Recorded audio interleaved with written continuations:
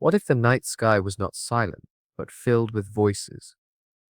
What if every moon circling the planets of our solar system carried not only light and shadow, but secrets, whispers of strange origins, mysteries that defy explanation, and echoes of forgotten worlds? Tonight, we open that quiet book of the heavens and listen. Good evening, wherever you are, whether you are settling into bed in London, just rising in Sydney, or lying awake at midnight in New York. I want you to take a breath, let the day fall away, and remember, you are not alone beneath this vast sky. Over 300 known moons travel with our planets, each one a small companion in the dark, a lantern on the endless road of time. Mainstream science calls them satellites. Functional, technical, ordinary.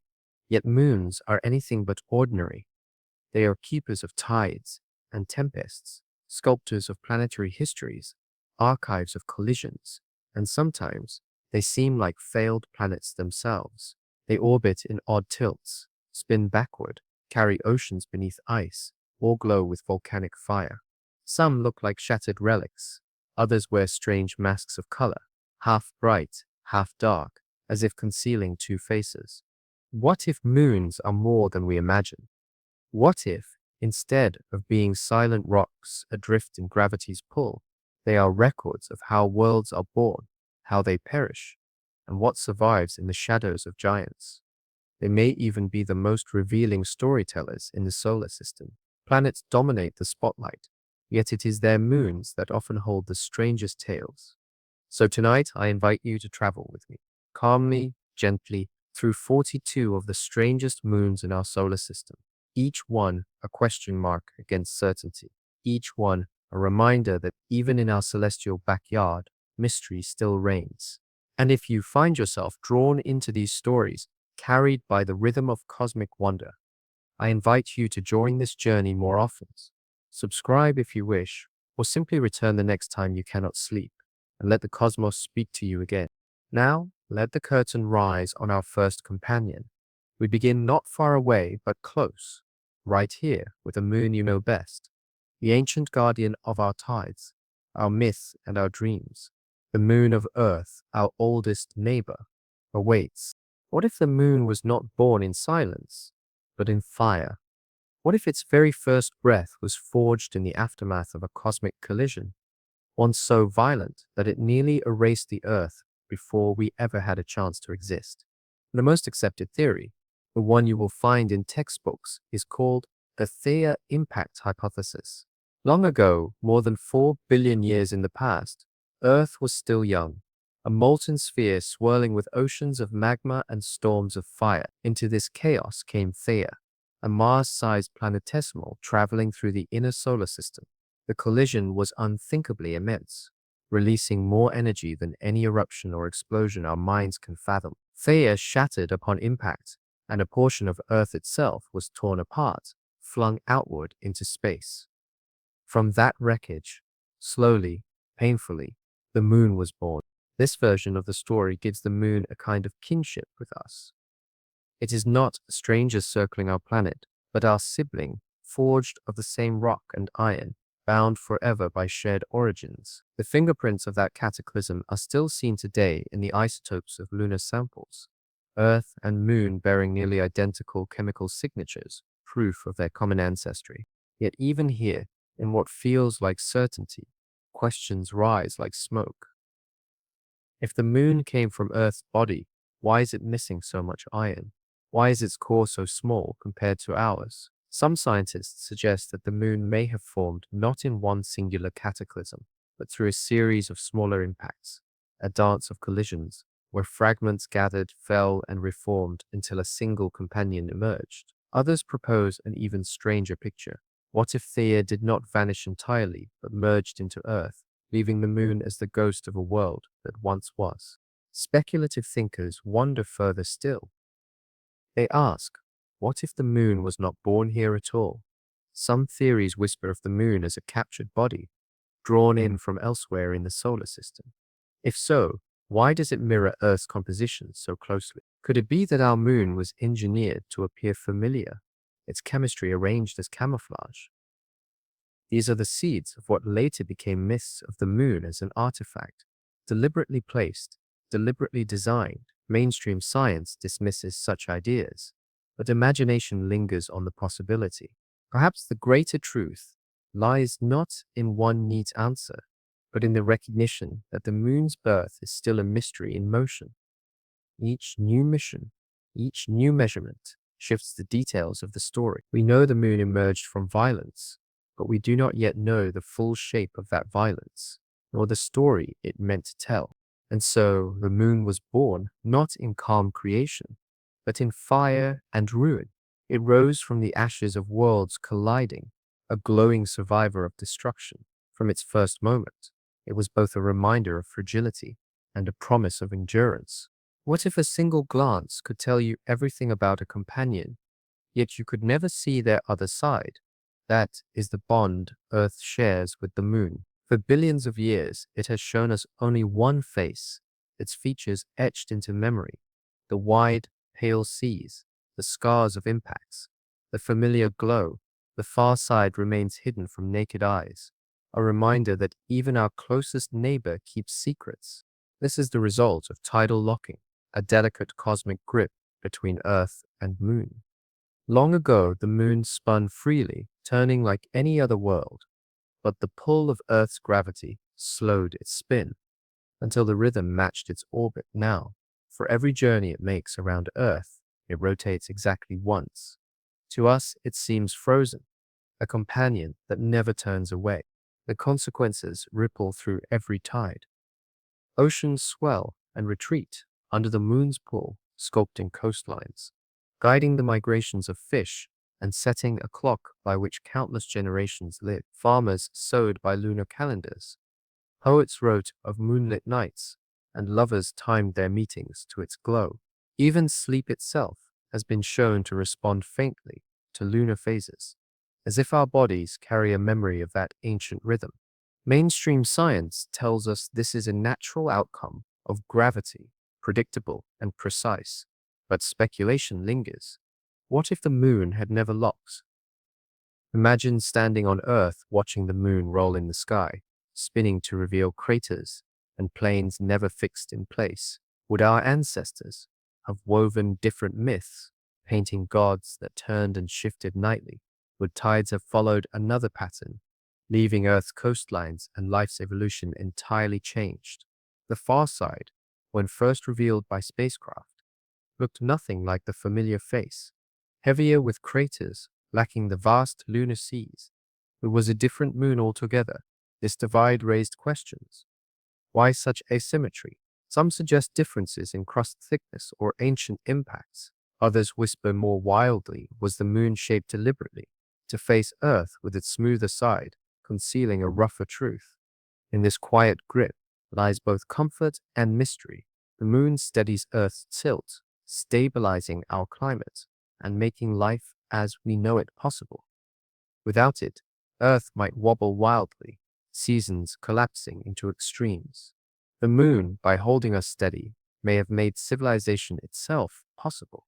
So the moon grips us as much as we grip it. Locked in eternal embrace, it becomes less a satellite and more a partner. Its silence shapes our oceans, our nights, even the rhythm of our blood. It is a companion both intimate and enigmatic, close enough to touch with our eyes, yet forever holding something back. What if the moon was never just a rock, but a mirror for human imagination? Across millennia, it has been more than a light in the sky. It has been goddess, guardian, trickster, and omen.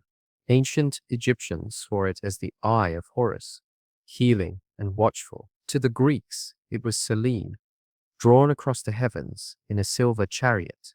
In China, it became Chang'e, the goddess of immortality, still celebrated during the moon festival. For the Maya, lunar cycles guided rituals of planting and harvest. The moon was never silent. It spoke through myth. Even as science pulled back the curtain, mysteries clung to its pale surface. Consider the hollow moon theory, which claims that the moon might be less solid than it appears. This idea gained traction after Apollo missions recorded strange seismic echoes, moonquakes that rang like a bell, reverberating longer than expected. Mainstream explanations pointed to dry, fractured rock and unusual internal structure. But to some, the ringing suggested something artificial, as if the moon was not fully natural at all. From there, speculation grew bolder. Some proposed the moon is an artificial construct, placed deliberately in orbit to stabilize Earth and nurture life. Its size and distance create perfect eclipses, where the sun and moon appear equal in the sky, an astonishing coincidence. Could such precision be accidental, or was it engineered? Theories of extraterrestrial architects sprouted from this question, blending science fiction with cosmic wonder. Mainstream astronomy rejects these notions, pointing out that coincidence is not design, and that natural processes, though violent and chaotic, can yield improbable beauty. Yet myths of an artificial moon refuse to vanish. They live on because the moon feels personal. Unlike distant galaxies, it hovers close, familiar, and watchful. To doubt its nature is to question our own place under its gaze. Other mysteries remain softer, more poetic. Why does the moon stir such emotion in us? Why do poets from Sappho to Shakespeare write of it, as though it breathes? Why do we dream more vividly under its light? Science may attribute this to tides of psychology and rhythm, but mystery clings like silver dust. The moon is both explained and unexplained, mapped in detail, yet still stranger than we admit. Myths remind us that not every truth is numerical. Some are whispered in stories, carried through generations, making the moon not only a physical companion, but a cultural one. And so, between science and myth, between ringing echoes and whispered legends, the moon becomes more than rock. It becomes a mystery we share, a symbol that binds humanity together in wonder.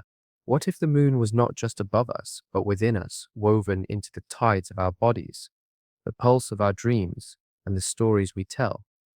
For as long as humans have looked upward, the moon has been both lamp and mirror. It has guided travelers across deserts, inspired calendars that marked time before writing existed, and carved its presence into poetry, song, and ritual.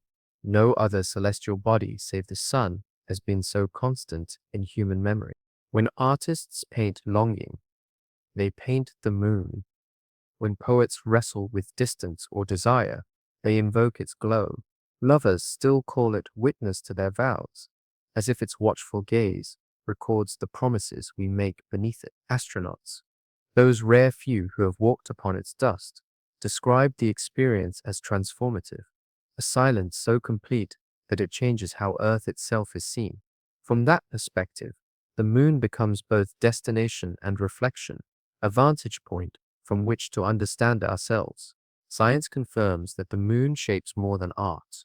It pulls at our oceans, stirring tides that feed ecosystems and shape continents. Some studies even suggest that human sleep patterns subtly adjust to lunar phases, as though our bodies have not forgotten the ancient nights when light from the moon meant survival, safety, or danger.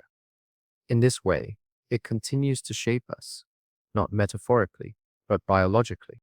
Yet beyond facts and folklore, there remains something harder to define.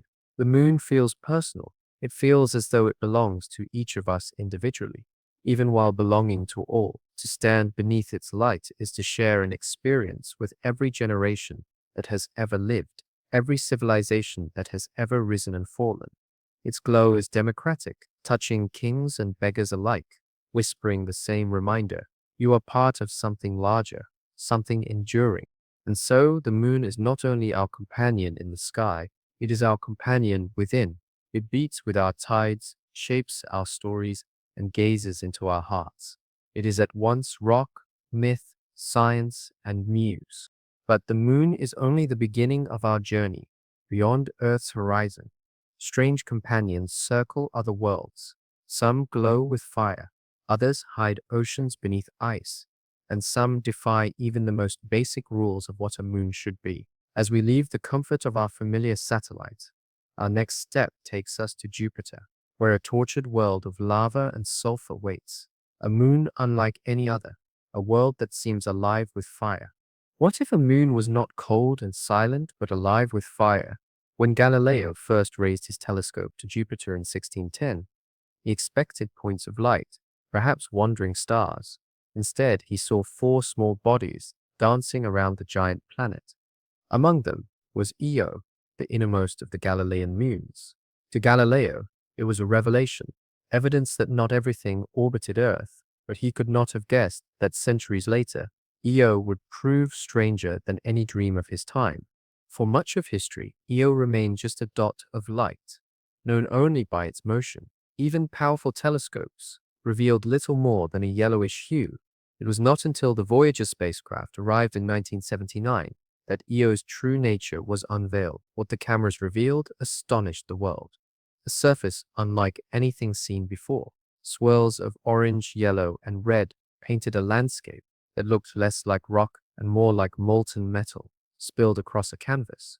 Where we expected craters, there were none. Instead, vast plains were scarred by volcanoes, calderas, and lakes of molten lava. Voyager captured plumes rising hundreds of kilometers above the surface, erupting like cosmic geysers. No one had anticipated this. Moons were supposed to be geologically dead, remnants of a solar system long settled. Yet here was Io, restless and fiery, its surface reshaping itself in real time. The discovery changed not only how we saw Io, but how we understood moons themselves. They could be active, dynamic, even violent. Later missions deepened the mystery. The Galileo orbiter in the 1990s mapped Io's volcanism in detail, watching eruptions flare and fade across its tortured surface. Today, NASA's Juno spacecraft continues to glimpse Io as it orbits Jupiter, capturing the glowing footprints of eruptions with infrared instruments. Each pass reminds us that Io is still alive, still burning, still rewriting its face in fire. The colors alone tell a story. Yellows and oranges come from sulfur, while darker patches mark fresh lava. Some regions glow faintly, even in the cold of space, warmed by lakes of molten rock beneath. No two images of Io are quite the same, because no 2 days on Io are alike. Its landscape changes constantly, remade by fire in a way no other world in our solar system can match. To mainstream science, Io is the inevitable product of tidal forces, Jupiter's immense gravity kneading its interior until it boils. But to the imagination, Io feels almost alive, a world that breathes fire instead of air. Its first glimpse was not just discovery, it was revelation, proof that even the smallest of worlds can defy our expectations and ignite our wonder. What if a world could never rest on Earth? Volcanoes flare and fade, continents shift slowly, and landscapes endure for ages. But on Io, nothing lasts. It is a moon condemned to constant upheaval, reshaped, not over millennia, but in moments. It is the most volcanically active body in the solar system, with hundreds of volcanoes erupting at any given time. The reason lies in Io's position, trapped in a gravitational tug-of-war between Jupiter and its neighboring moons, Europa and Ganymede. Io is forever pulled and squeezed.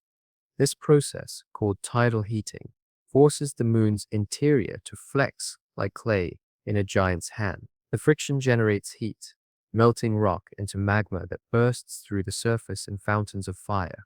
Eruptions on Io dwarf anything on Earth.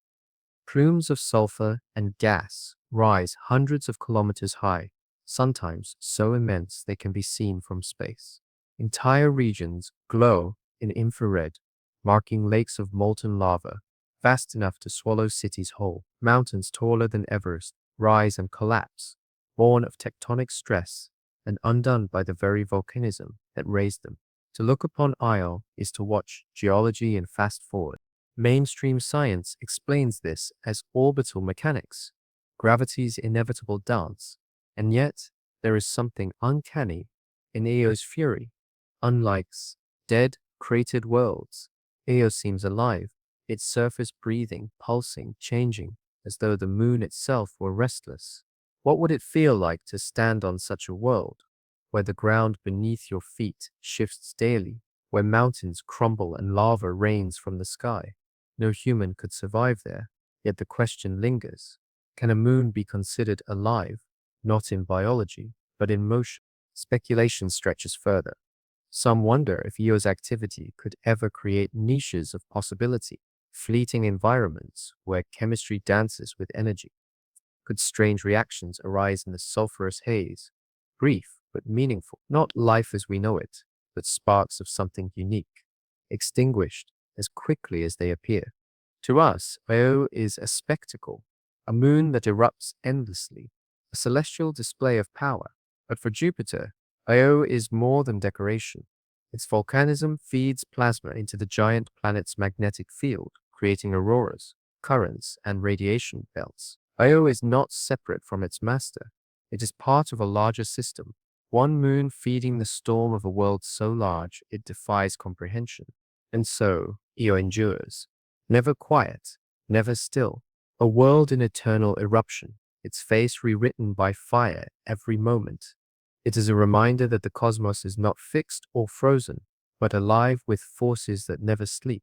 What if hell itself had a surface, painted in colors both beautiful and deadly?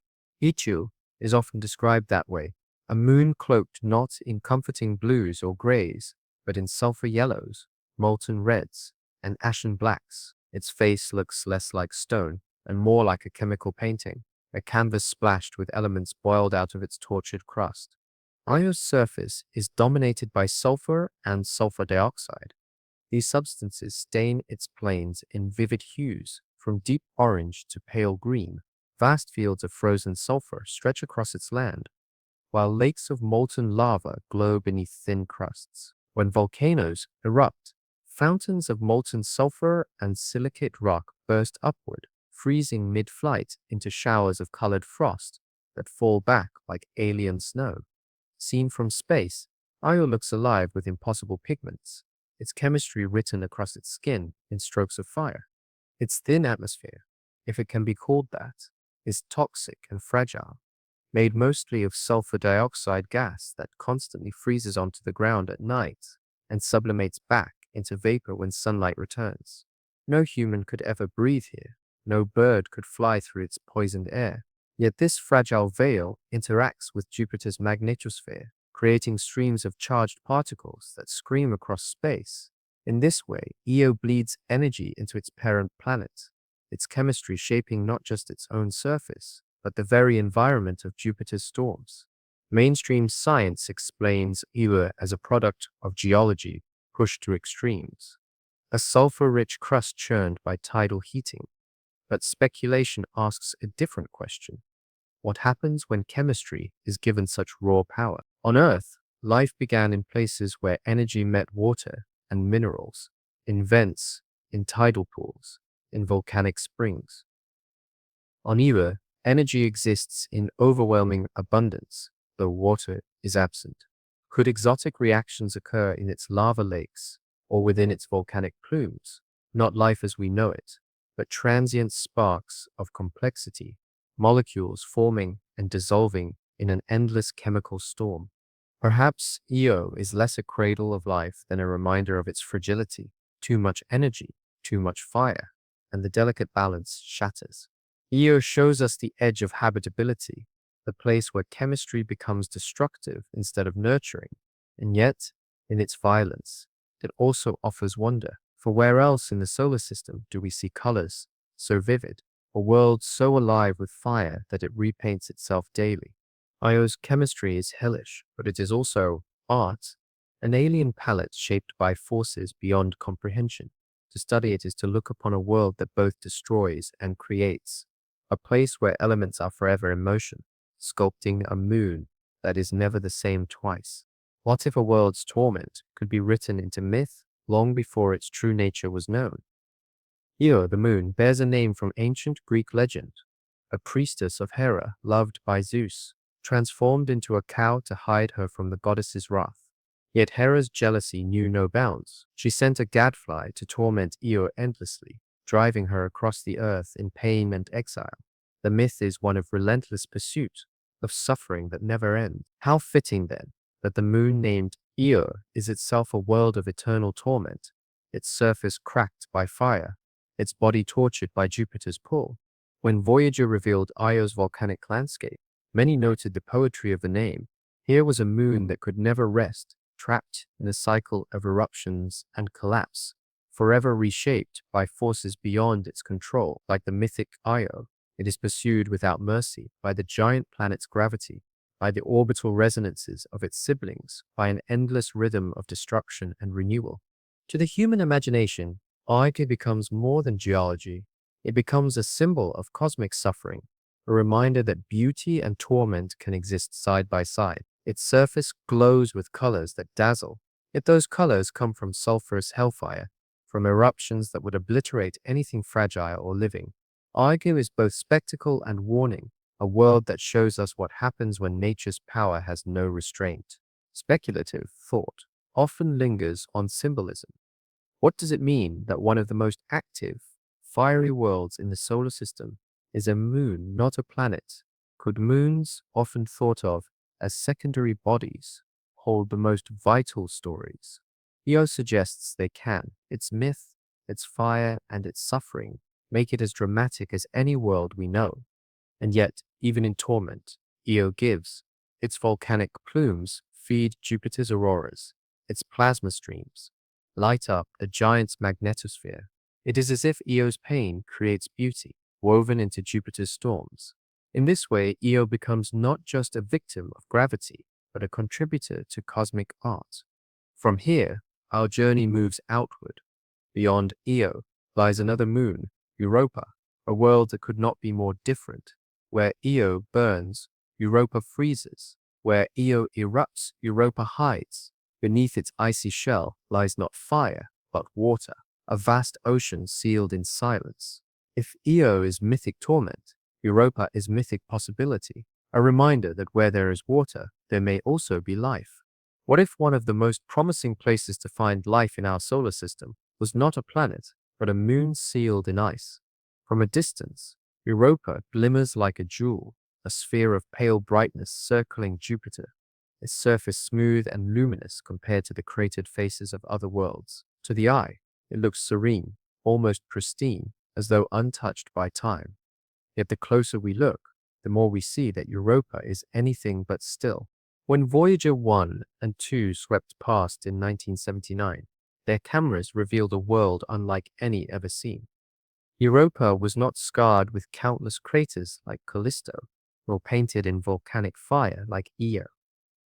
Instead, it was streaked with long, dark lines running across its surface, like cracks in porcelain. These ridges and fractures stretched for thousands of kilometers, suggesting that the surface was young, constantly reshaped. Later, the Galileo orbiter confirmed the strangeness.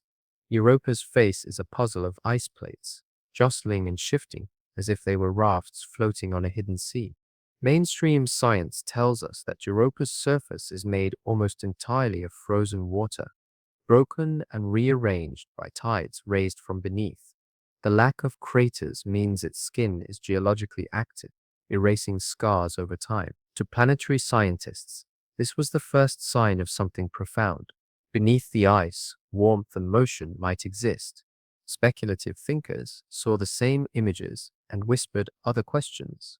What if beneath that frozen crust lies an ocean larger than any on Earth? What if those cracks are not only evidence of shifting ice, but signs of a living system, a world where energy and water combine in ways that echo our own oceans? The beauty of Europa is deceptive. From afar, it gleams like glass. Up close, it looks scarred, restless, alive with motion beneath the silence.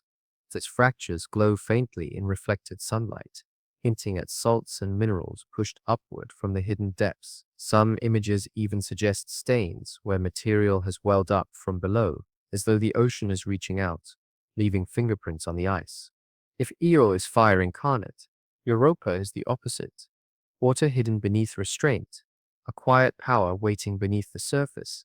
Together they form a cosmic balance, one moon burning, the other freezing, each a reminder that extremes of energy can create very different kinds of worlds.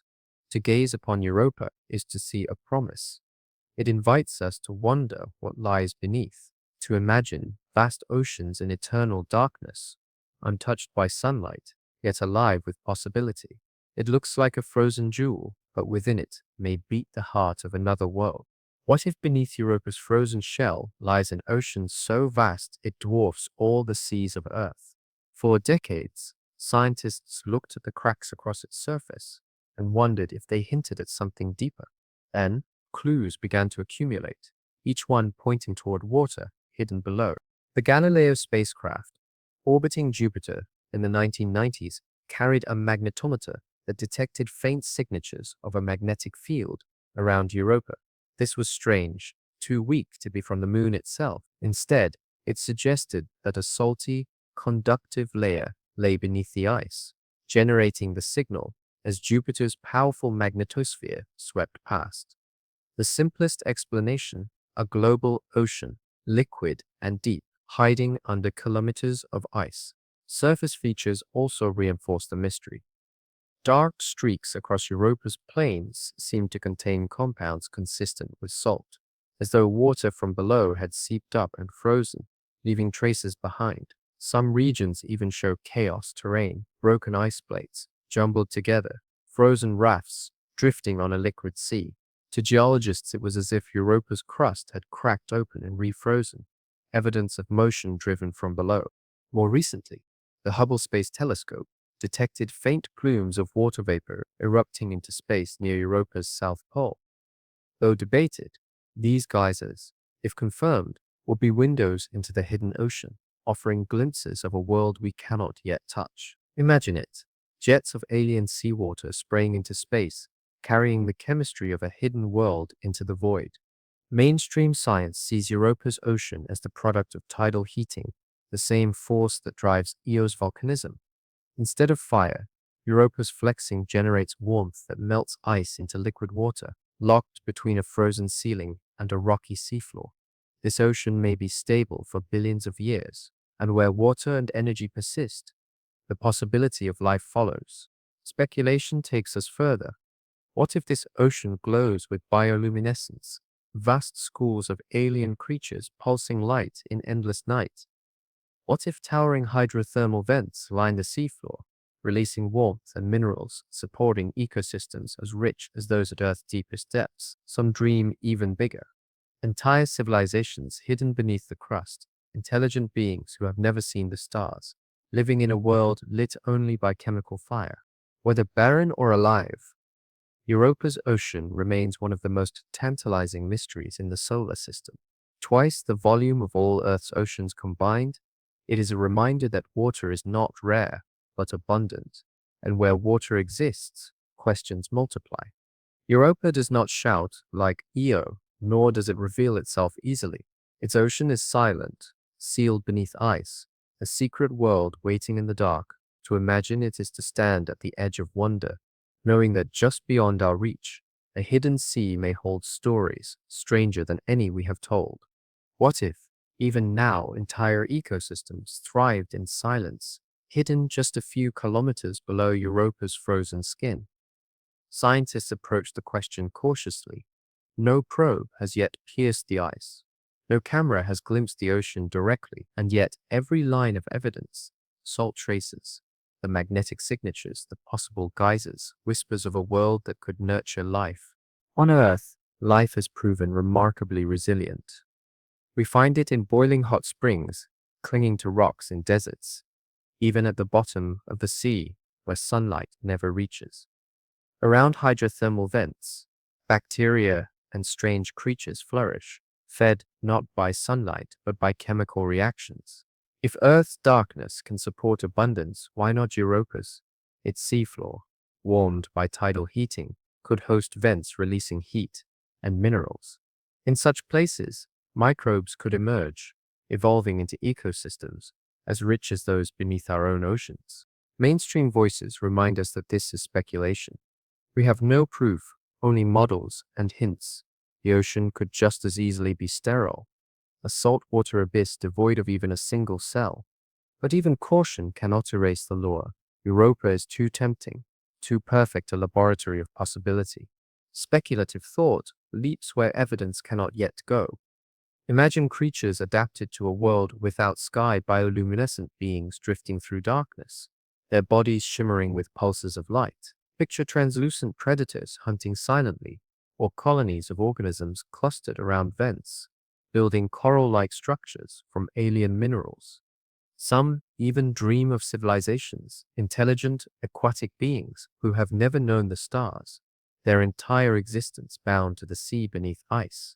For them, the sun is myth, the ice ceiling, a sky they will never break, even if no life stirs there. Europa changes how we think of ourselves.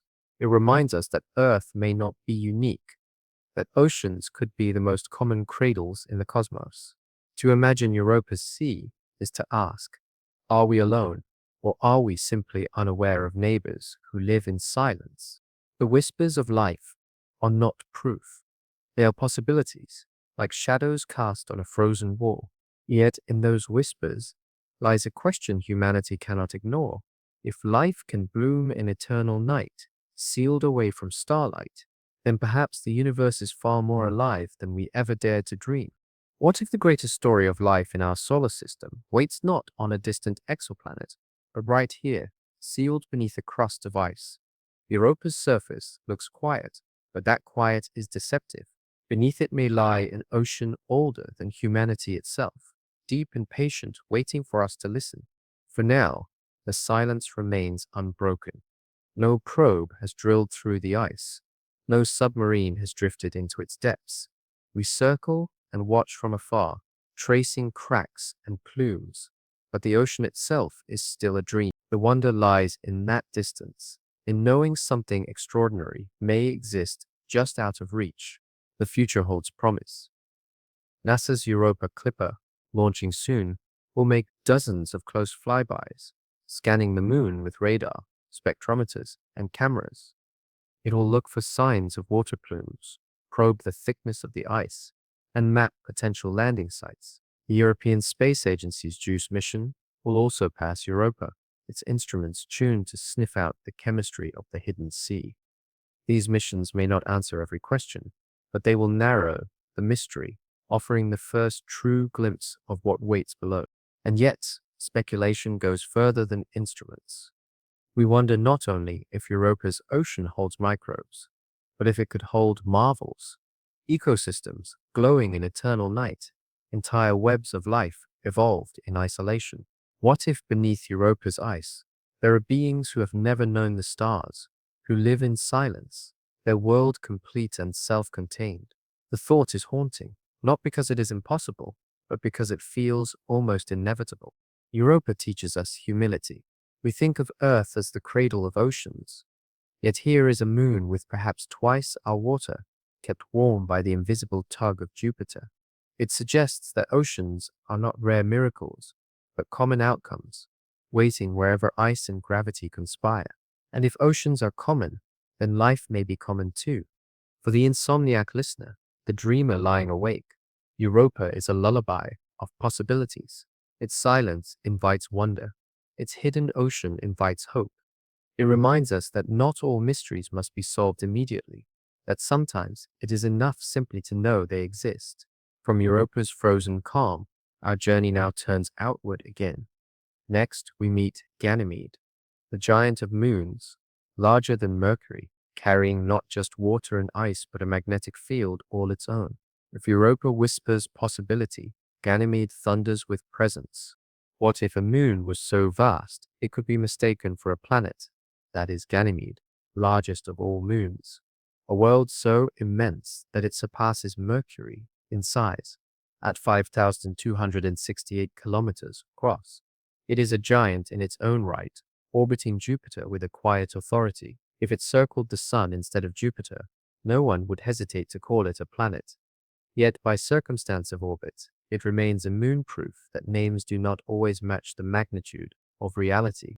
Discovered in 1610 by Galileo Galilei, alongside Io, Europa, and Callisto, Ganymede was part of the observation that shook the world. Not all celestial bodies revolved around Earth. These 4 Galilean moons became evidence of a larger truth. Earth was not the center of the universe. For Galileo, Ganymede was a point of light dancing around Jupiter. For us today, it is a complex world, layered with secrets. The first spacecraft, glimpses came centuries later. Voyager revealed a surface unlike the volcanic blaze of Oyo or the smooth ice of Europa. Ganymede's face is a mixture of contrasts: dark, ancient regions scarred by countless craters, and lighter terrains etched with long ridges and grooves. These grooves stretch for thousands of kilometers, evidence of tectonic activity that once reshaped the surface. It is a record of geologic vigor, though frozen now into silence. To planetary scientists, Ganymede looks like a hybrid, part icy moon, part rocky planet. Its crust of water ice is thick, but beneath lies a rocky mantle and metallic core, an architecture more reminiscent of Earth than of its smaller siblings. Its sheer size means it carries a kind of gravity, a presence that makes it more than a satellite. Speculative thought lingers on the what-ifs. What if Ganymede had formed around the Sun instead of Jupiter? Would it now be counted among the planets, with an atmosphere and perhaps even conditions for life? What if its story is one of near planethood, a world that could have been, but was instead captured in orbit around a gas giant? Standing on Ganymede's surface, if one could, the view would be haunting. Above would hang Jupiter, enormous and striped, filling the sky in ways no planet fills Earth's horizon. Around, ridged plains of ice and rock stretch to the horizon, carved with scars that whisper of an active past. Silence dominates, but the scale of the world beneath your feet would be undeniable. Ganymede is more than a moon. It is a reminder that the cosmos does not conform neatly to categories. Some moons are small, rubble-like remnants, but others, like Ganymede, rise to the level of worlds, carrying histories as rich as any planet. What if beneath Ganymede's icy crust lies not just one ocean, but many, layered like a cosmic parfait of water and ice? For years, scientists debated whether such a massive moon could hide liquid beneath its frozen skin. The evidence has grown stronger with every mission. Galileo's instruments hinted first. Ganymede's magnetic signature wavered, as though something conductive lay beneath the surface. Later models proposed what many now accept, that Ganymede holds a deep ocean, buried under perhaps 100 kilometers of ice. Unlike Europa, whose sea may lie closer to the surface, Ganymede's ocean could be sealed under a fortress of frozen water, locked away in darkness. But the story grows stranger. Some studies suggest not one ocean, but multiple liquid layers sandwiched between ice. High pressures at such depths could create exotic forms of ice, dense and crystalline, floating atop liquid water. The result would be a tiered structure: ice, ocean, ice again, and perhaps even another sea closer to the rocky mantle. If true, Ganymede's interior is a labyrinth of water and frozen walls, a complexity unmatched anywhere else we know. Mainstream science frames this as geology and physics, the natural result of heat, gravity, and composition. Yet even within those explanations lies the spark of wonder. Ganymede may contain more water than all of Earth's oceans combined. A staggering thought. If life requires water, then here is not just a cradle, but a cathedral of possibility. Speculative voices take the leap. What if those hidden oceans are not sterile? What if, near the rocky mantle where hydrothermal activity might occur, ecosystems thrive as they do around Earth's deep-sea vents? Picture organisms adapted to crushing pressures, feeding on minerals and heat. Imagine entire biospheres sealed in darkness, evolving in ways we cannot yet imagine. The challenge is access. Ganymede's oceans are buried deep beyond the reach of today's probes. But even if we never touch those waters soon, their existence reshapes how we think of the cosmos. Oceans, once thought rare, may be common. If moons like Ganymede hold seas beneath their shells, then life's stage may be far broader than Earth alone. Speculation turns reflective. What does it mean that a moon, overlooked for centuries, may harbor oceans vaster than our own? What does it mean that life, if it exists there, has never seen a sky, never known a star, yet could still thrive? Ganymede's hidden depths are not yet revealed, but they already remind us the universe is layered. Like the moon itself, and within those layers may lie answers to questions older than humanity. What if a moon carried the heartbeat of a planet? Ganymede stands apart from every other moon in the solar system for one extraordinary reason. It has its own magnetic field. This invisible shield, generated deep within its core, makes Ganymede feel less like a satellite and more like a world in its own right. Magnetic fields usually belong to planets. Earth's field deflects solar winds, guiding compasses and protecting life. Mercury, though smaller than Ganymede, carries a weak one, but no other moon out of hundreds possesses this trait. Ganymede alone hums with magnetism, as though it has refused to surrender its planetary dignity. Galileo's instruments confirmed it in the 1990s. The spacecraft detected a field around Ganymede, distinct from the overwhelming magnetosphere of Jupiter. Here was proof of a molten metallic core still churning beneath layers of rock and ice. This internal dynamo suggested that, despite its icy face, Ganymede remains active within, a world of hidden fire as well as frozen water. The field does more than exist. It dances at Ganymede's poles. Faint auroras flicker as Jupiter's immense magnetic environment collides with the moon's own. Imagine standing on its icy surface and looking upward, Jupiter filling half the sky, and above that giant curtains of light shimmering silently. To think of such a view is to realize how alien and breathtaking our solar system truly is. Mainstream science sees Ganymede's magnetism as evidence of a dynamic interior driven by residual heat and complex layers of water and rock. Yet speculative minds wander further. Could Ganymede's magnetism once have been stronger, supporting an atmosphere long gone? Could it have shielded a surface ocean before the ice grew thick, a world that briefly tasted habitability before freezing into silence? The question lingers. Why Ganymede alone? What made this moon carry a field when others did not? Perhaps it is a quirk of size and structure, or perhaps it hints at histories we have not yet uncovered. The thought tempts speculation about moons as failed planets, worlds caught in orbit when they might have stood on their own. For dreamers, Ganymede's magnetism makes it feel alive. Invisible lines of force wrap it, tying it not just to Jupiter but to itself, a sign of inner motion and hidden strength. Where Europa whispers with water and Io shouts with fire, Ganymede hums with electricity, its presence woven into the very storms of Jupiter. And so, its magnetic mystery invites reflection. If even a moon can carry a planet's signature, then perhaps the line between moon and planet is not as sharp as we once believed. Perhaps the cosmos is filled with in-betweens, hybrid worlds that remind us that categories are human, but nature is free. What if Ganymede had been born in another orbit, circling the Sun instead of Jupiter? Would we call it a moon at all, or would school children learn its name alongside Earth, Mars, and Venus? With its size greater than Mercury's, and its layers of ice, rock, and metal, Ganymede could easily be counted among the planets. Instead, circumstance made it a moon, a reminder that labels often hide deeper truths. In myth, Ganymede was a mortal boy of great beauty, carried to Olympus by Zeus to serve as cupbearer to the gods. His story is one of transformation, a human lifted into immortality, becoming more than he was. The moon that bears his name seems to echo that myth, for it too feels elevated, more than a satellite, almost divine among moons.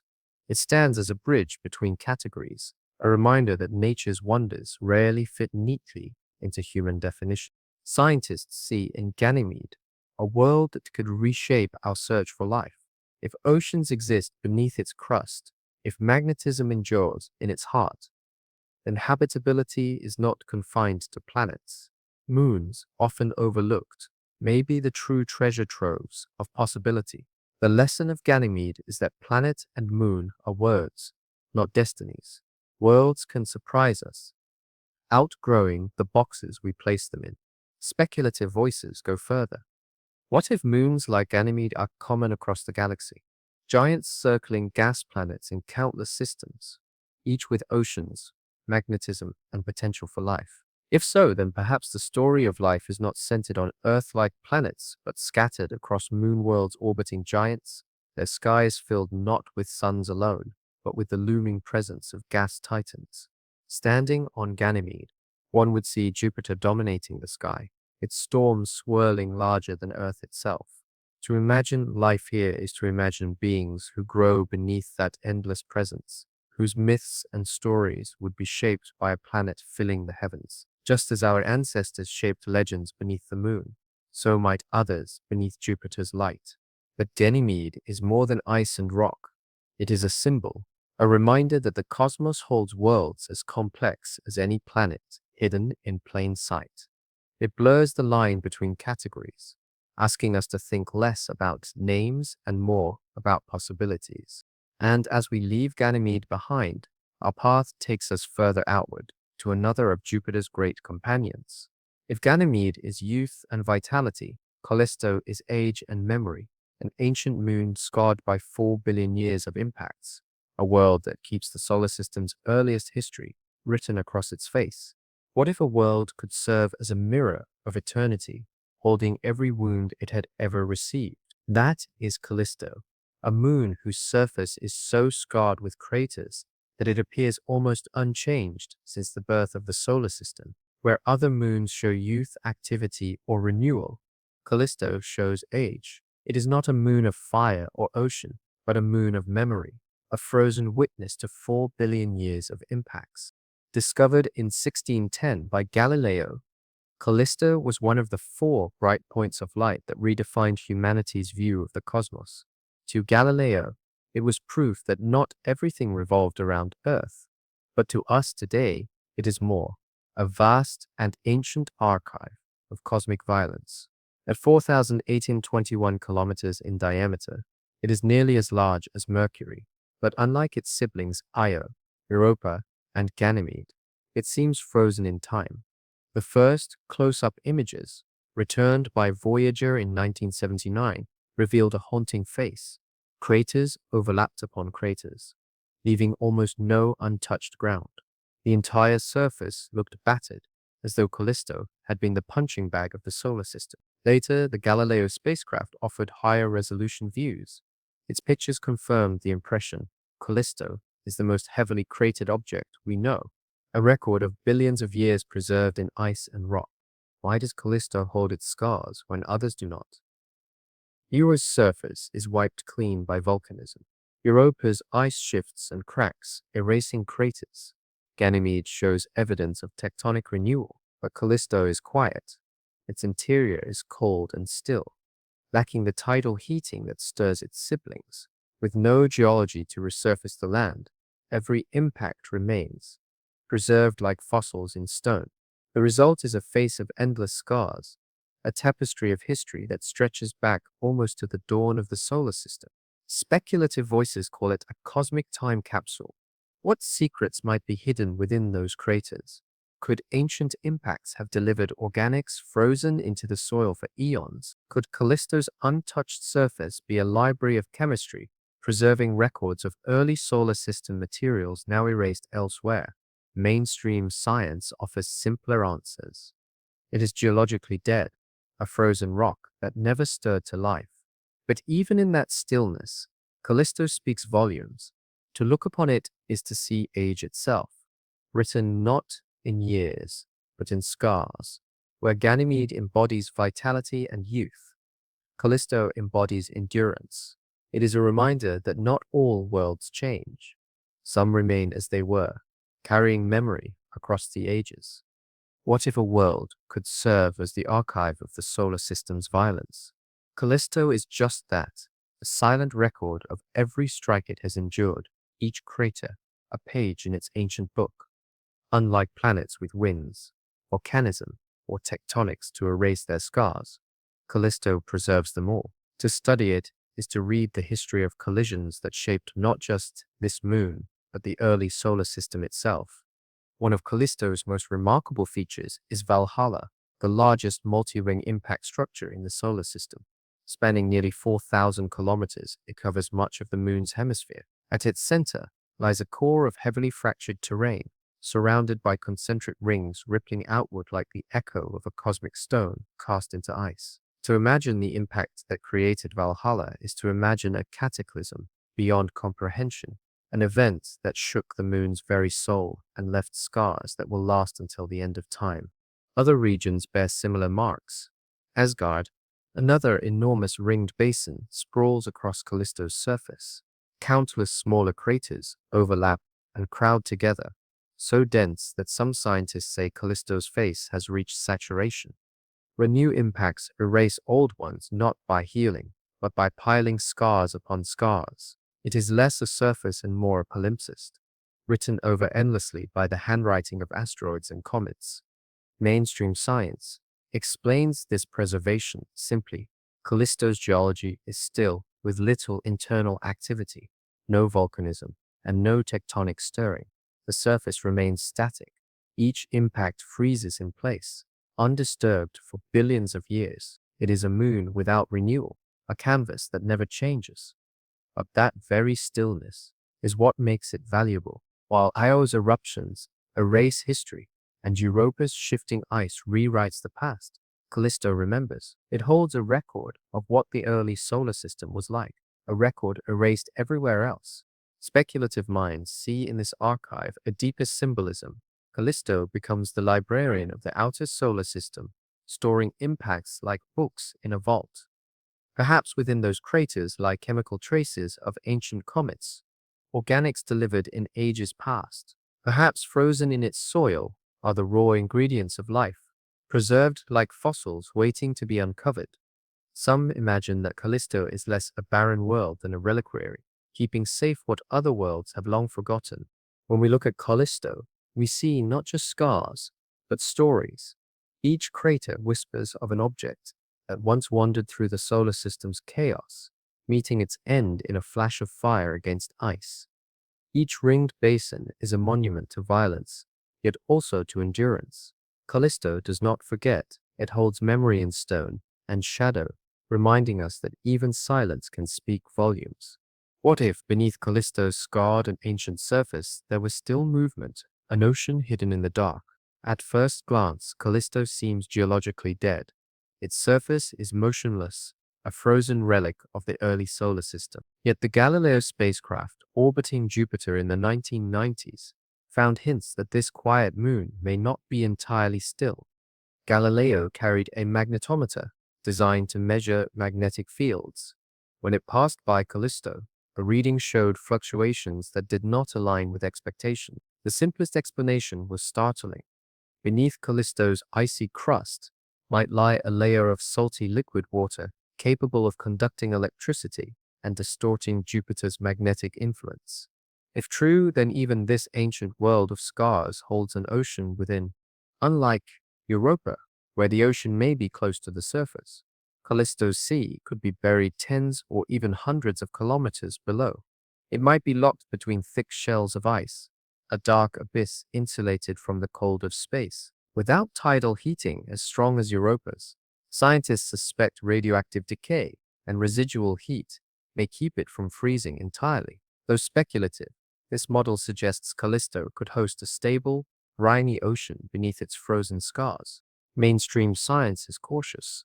The data is indirect, the models uncertain. Some argue the signals could be explained by other means. And yet, the possibility lingers, tantalizing and persistent. If Callisto truly has an ocean, then it joins the growing list of ocean worlds, moons where water, not rock, defines the interior. Speculative voices reach further. Could Callisto's ocean, ancient and insulated, have served as a cradle for life long before Earth's seas even calmed? Could microbes or strange chemistries have stirred there, surviving in silence beneath layers of ice while the surface froze into memory? Some imagine fossilized biosignatures, preserved in salt deposits within its crust. Others dream of a world where life still exists, patient and slow, thriving in darkness. Even if lifeless, Callisto's ocean has symbolic weight. It suggests that water is not rare, but abundant, that even the most battered and silent world may hold a secret sea. It reminds us that appearances deceive, that a face scarred by age may conceal a heart still flowing. Beneath Callisto's silence may lie not emptiness, but depth, and whether barren or alive, That ocean tells us the same truth. The solar system is more complex than we once believed. Worlds that look forgotten may still carry hidden stories waiting beneath ice to be heard. What if some worlds exist, not to change, but to remember? Callisto is such a world, where Io burns, Europa hides, and Ganymede hums with magnetism. Callisto endures, silent, scarred, and steady. Its face is not new, not restless, but ancient, carrying the memory of a solar system still young. To look upon it is to see age itself carved into ice and rock. In myth, Callisto was a nymph, beloved by Zeus, later transformed into a bear by Hera's jealousy. Cast out and exiled, she wandered the forests, only to be lifted into the heavens as the constellation Ursa Major. The story is one of endurance through suffering, of memory preserved in the stars. The moon that bears her name echoes this myth. It too has been cast aside, overlooked compared to Europa's ocean or Io's fire, and yet it remains, holding history in its scars. Mainstream science values Callisto for this very reason. Its surface is a cosmic archive, preserving impacts that other worlds have erased. It is a reference point for what the early solar system was like, a standard against which to measure change elsewhere. But beyond science, Callisto invites reflection. It teaches us that not all value lies in novelty. Some lies in memory, in keeping the record unbroken. Speculative minds ask deeper questions. Could Callisto's silence itself be a message? If civilizations ever looked to the outer solar system, perhaps they would choose a place like Callisto as a vault, a world where time moves slowly, where nothing stirs to erase what is placed there. Science fiction imagines alien artifacts buried beneath the craters, hidden archives preserved by the very stillness that defines this moon. Whether or not such stories hold truth, the symbolism remains powerful. Callisto is the elder among moons, the quiet witness whose scars remind us of the violence, endurance, and patience woven into cosmic history. It may not erupt or conceal seas near its surface, but it gives us something else. Perspective. It shows us that survival is not always motion. Sometimes it is stillness. From here, our journey shifts. We leave Callisto's frozen archive and turn our gaze to Saturn, where another moon waits, one that defies its distance from the sun by mimicking Earth. Titan, shrouded in a thick orange atmosphere, carries rivers, lakes, and rain, but they are not of water. They are of methane, a mirror of Earth in alien form. If Callisto is memory, Titan is imagination, a reminder that worlds can look familiar, yet behave in ways we never expected. What if a moon could feel more like a planet, cloaked in clouds and wrapped in air? Titan, Saturn's largest moon, is such a place. At 5,450 kilometers across, it is nearly as big as Ganymede and larger than Mercury. But size alone is not what makes Titan remarkable. Unlike almost every other moon, Titan has a thick atmosphere, one so dense that it dwarfs even Mars's, making it the only moon with air thick enough to shroud its surface from view. From Earth, Titan appears as a faint golden orb. Telescopes showed only haze, no mountains, no oceans, no detail. It was a world hidden in mystery, a sphere wrapped in orange fog. For centuries, astronomers wondered what lay beneath. Was it a frozen wasteland, a watery ocean, or something stranger? The truth would prove more astonishing than anyone imagined. Titan's atmosphere is made mostly of nitrogen, like Earth's, but laced with methane and ethane. It is these hydrocarbons that give Titan its hazy, orange veil. The pressure at the surface is about 50% higher than Earth's, enough to crush and shape clouds that rain not water, but liquid methane. To walk here would be to step under a sky that looks thick and orange, dimmed by smog, the sun reduced to a pale disk, no brighter than twilight. Mainstream science explains Titan's atmosphere as a product of chemistry and cold. At its distance from the sun, temperatures hover around 79 degrees C, cold enough to freeze water as hard as rock. But methane, which would evaporate quickly on Earth, can exist here as gas, liquid, and rain. It creates a cycle as elegant as Earth's hydrology, clouds, rivers, lakes, and seas, but with different ingredients. Titan is not dead. It breathes in methane the way Earth breathes in water. Speculative thinkers ask, what if such an atmosphere could nurture life? If organisms evolved not with liquid water, but with methane as their solvent, how strange would they appear? Would they crawl across ice plains, their chemistry utterly alien, or float in methane seas, glowing faintly in the orange twilight? Some imagine Titan not only as a mirror of Earth, but as proof that life may adapt to conditions we can barely comprehend. The thought alone makes Titan stand apart. Where most moons are silent rocks, Titan feels like a world. It has weather, erosion, and cycles of change. It has clouds and storms. It has an atmosphere you could breathe, though only with the right mask, for its air is poison to us. Still, the presence of that air makes it familiar in ways that no other moon has ever been. Titan is not merely Saturn's companion. It is a reminder that worlds need not orbit the sun to carry the qualities of planets. In its haze lies the promise of discovery, the sense that just beyond our reach, another Earth waits stranger, colder, and yet profoundly alive with possibility.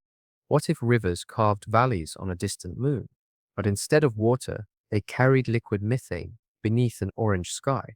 On Titan, this is no fantasy, it is reality. Saturn's great moon is the only other world in the solar system with stable liquids on its surface, but they are not oceans of water, they are seas of hydrocarbons, flowing in a cycle that mirrors Earth's own. When the Cassini spacecraft arrived at Saturn in 2004, equipped with radar to see through Titan's haze, it found coastlines, river deltas, and vast lakes. At first, scientists thought they might be oceans covering much of the moon, but as the images sharpened, the truth became clear. Titan's northern hemisphere holds clusters of lakes and seas, some larger than the Great Lakes on Earth. Rivers feed them, winding for hundreds of kilometers through plains of ice. Rain falls from clouds, replenishing the cycle. Here, methane and ethane take the place of water, creating a hydrology that is alien and yet eerily familiar. Standing on Titan's shore, one would see waves lapping not against sand, but against ice hardened by cold. The air would be thick, the light dim, the horizon painted orange. Droplets of methane rain might cling to a visor, falling with a soft hiss into the liquid below. It would feel like another Earth, but one imagined through the lens of dream. Mainstream science interprets Titan's methane cycle as a natural consequence of chemistry. The cold traps hydrocarbons as liquids, while the atmosphere drives evaporation and rainfall. Just as Earth's weather shapes our landscapes, Titan's methane shapes its own. Dunes of hydrocarbon grains sweep across equatorial regions, carved by steady winds. Polar seas stretch dark and calm beneath a twilight sky. It is a world alive with weather, yet unlike any weather we know. Speculative voices cannot resist asking, what if life has adapted to this cycle? On Earth, water is the solvent of biology, the medium in which molecules move and reactions occur.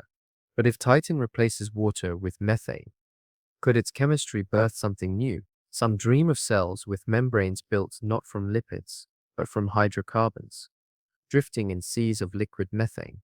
Others imagine slow, sluggish metabolisms, creatures moving not in speed, but in patience, shaped by the cold. Even without life, Titan's seas stir wonder. They prove that Earth is not unique in having landscapes shaped by liquid. They remind us that planetary processes are not confined to planets, that moons too can host cycles, weather, and change. Titan's rivers and lakes mirror our own, yet distort them, as if holding up a cosmic mirror that reflects Earth's face in methane instead of water. In Titan's seas, we glimpse possibility. If rivers and rainfall exist here, then perhaps they exist elsewhere, across countless worlds. Titan shows us that even in the cold, even far from the sun, a moon can flow with liquid and dream of life. What if humanity had already set foot, in a way, on this distant, orange world? On January 14, 2005, the Huygens probe, carried by Cassini, descended through Titan's thick atmosphere and became the first and so far only spacecraft to land on a moon beyond Earth's. For more than 2 hours, Huygens transmitted data and images, revealing a landscape both alien and hauntingly familiar. As the probe fell through clouds of haze, its cameras caught shifting views. Streaks of methane clouds, faint glimpses of a dim sun. The descent lasted 2.5 hours, ending in a gentle touchdown on a flat plain littered with pebbles. But these were not stones of rock. They were chunks of water ice, hardened into stone by Titan's bitter cold. The surface appeared smooth, as though shaped by flowing liquid. Some scientists suggested the probe had landed in a dried methane streambed, its pebbles rounded not by water, but by rivers of liquid hydrocarbons. The images showed a world eerily like Earth in its outlines.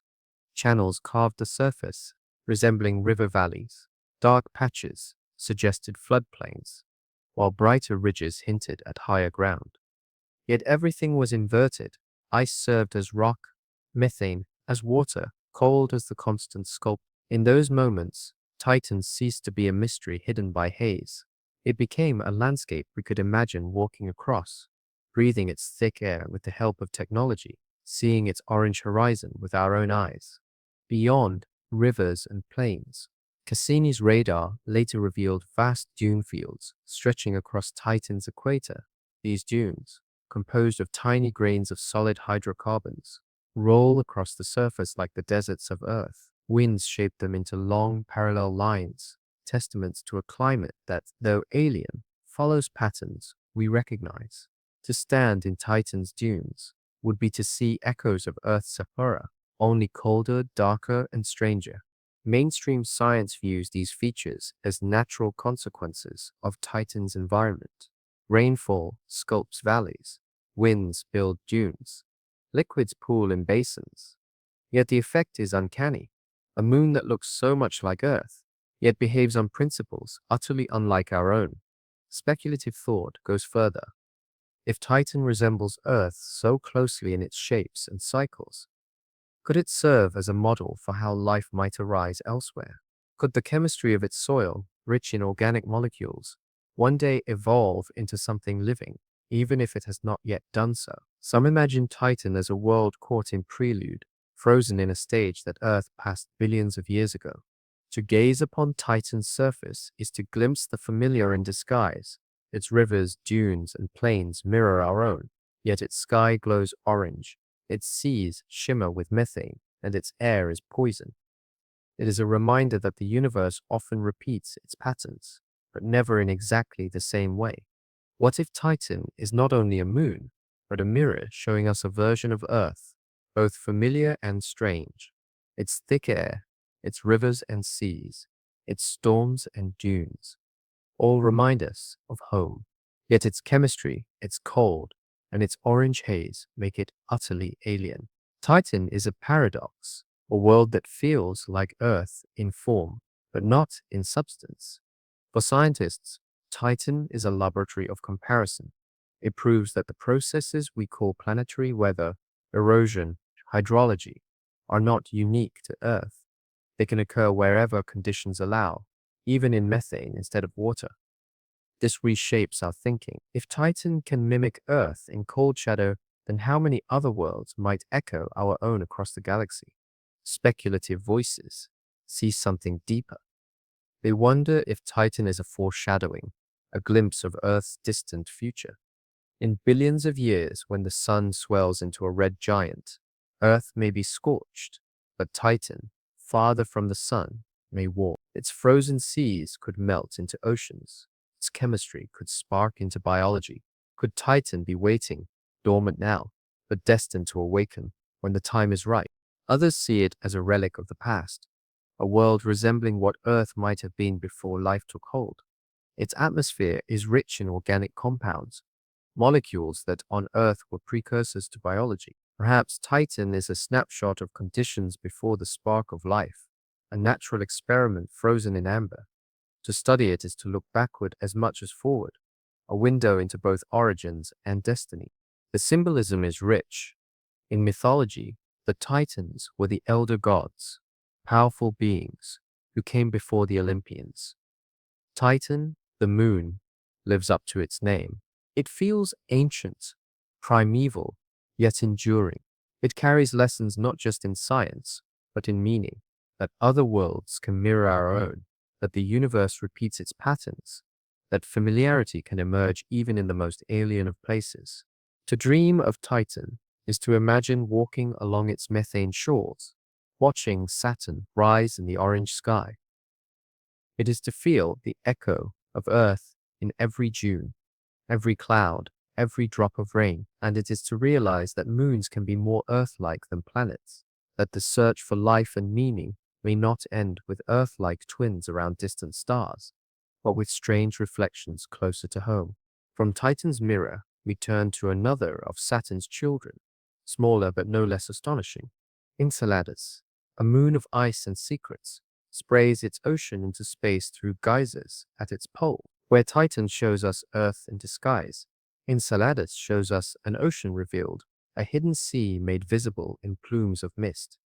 What if one of the smallest moons of Saturn turned out to hold one of the greatest secrets of the solar system?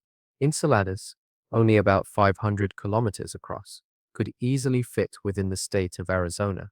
For centuries, it seemed too small to matter, a pale speck orbiting Saturn's gleaming rings.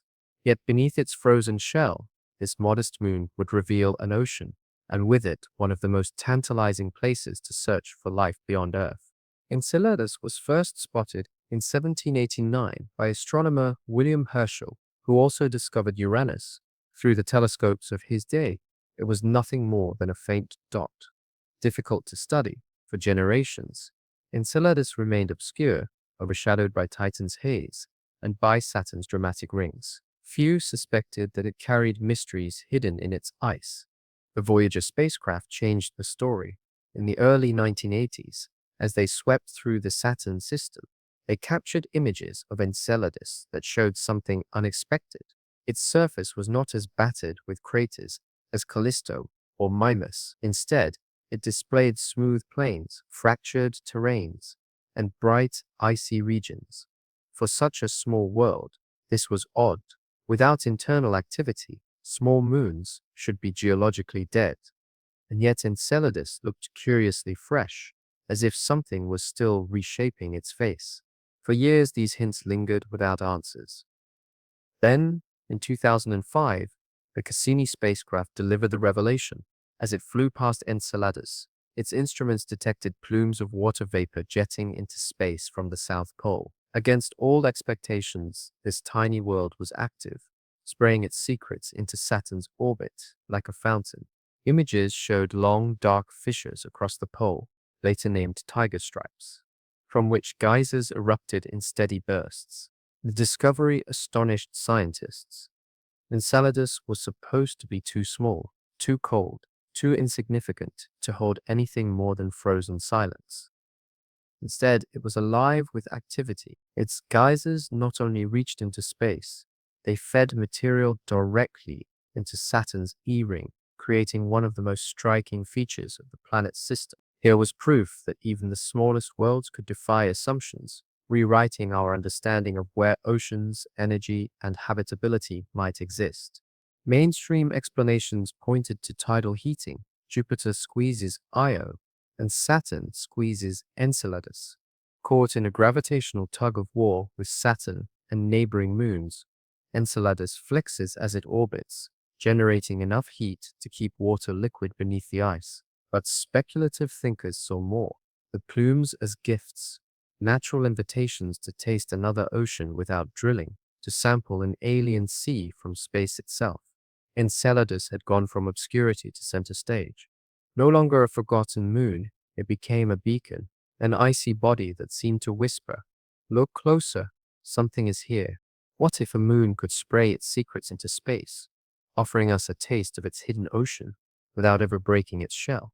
That is the gift of Enceladus. At its south pole, massive cracks, nicknamed tiger stripes, vent streams of water vapor, ice particles, and organic molecules hundreds of kilometers into Saturn's orbit. These geysers transform Enceladus from an icy pebble into a world of promise, one of the most compelling places to search for life.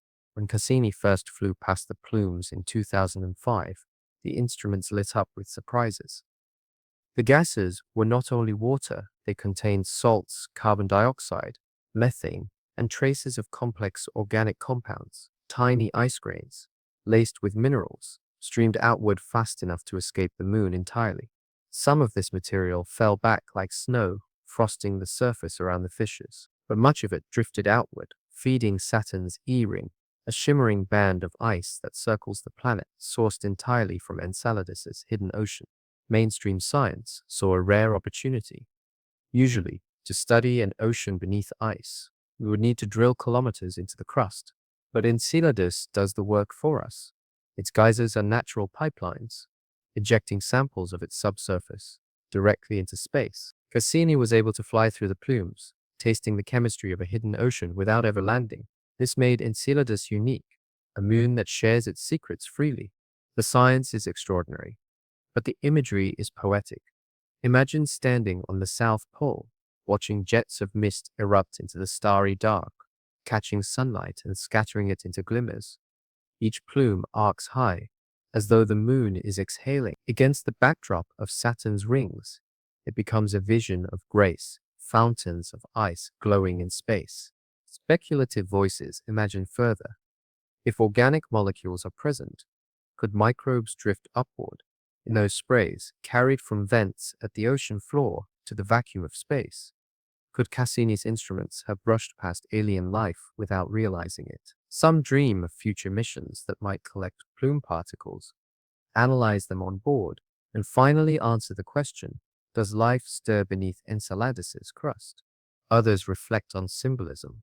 Enceladus is not silent. It calls out where Callisto keeps its history locked, and Europa hides its ocean beneath ice. Enceladus opens itself, spraying water and molecules into space. It is as if the moon itself wants to be known, as though it is sending signals to anyone who might be watching. In the geysers of Enceladus, we see more than physics. We see possibility. We see an invitation. Each plume is a whisper from a hidden ocean, rising through cracks in the ice to say, "Come closer. There is more here than you think." What if beneath a shell of ice no thicker than a continent, there was an entire ocean stretching across a hidden world? Enceladus, small and fragile compared to Saturn's other moons, holds one of the most astonishing secrets in the solar system, a global ocean of liquid water beneath its frozen crust. Evidence gathered by Cassini showed the truth. Piece by piece, gravity measurements revealed that Enceladus wobbles slightly as it orbits, a sign that its outer ice shell floats atop something liquid. The plumes at the South Pole contained not just water, but salts, proof that they came from a deep reservoir, not shallow frost. Even more striking were tiny silica grains in the sprays, grains that form only in hot water at hydrothermal vents. This pointed toward heat at the ocean's rocky floor, where water meets stone in a dynamic environment. Mainstream science interprets this as the product of tidal heating. Saturn's immense gravity pulls at Enceladus, flexing it as it orbits, keeping its core warm. This heat melts ice and drives circulation, maintaining the global sea. To planetary scientists, this is a remarkable stroke of luck. A moon too small to hold heat on its own remains alive because of its parent planet's grasp. But speculative thought leaps further. On Earth, hydrothermal vents teem with life. In the darkest depths of our oceans, where sunlight never reaches, communities of bacteria, worms, crabs, and fish thrive. They feed not on light, but on chemistry, the minerals and heat rising from the vents. If such ecosystems can exist here, why not there? Imagine bioluminescent organisms drifting in Enceladus's abyss, glowing softly in the dark. Picture microbial mats clinging to vent chimneys, metabolizing minerals in silence. Perhaps there are strange creatures with slow metabolisms, their lives stretching across centuries, patient in the cold. Some dream even larger, complex ecosystems flourishing beneath the ice. never knowing stars, never imagining sky. Mainstream caution reminds us we have no proof, only potential, but the ingredients are there. Water, heat, organics, chemistry. On Earth, life requires little more. That is why Enceladus has become one of the most compelling destinations for exploration, a beacon in the search for company in the cosmos. Even if lifeless, the ocean is profound. It shows us that seas are not confined to Earth, nor even to planets. They are scattered across the solar system, hidden in icy shells, waiting in silence. And in each one lies the possibility that we are not unique. The ocean within Enceladus is both scientific wonder and poetic metaphor.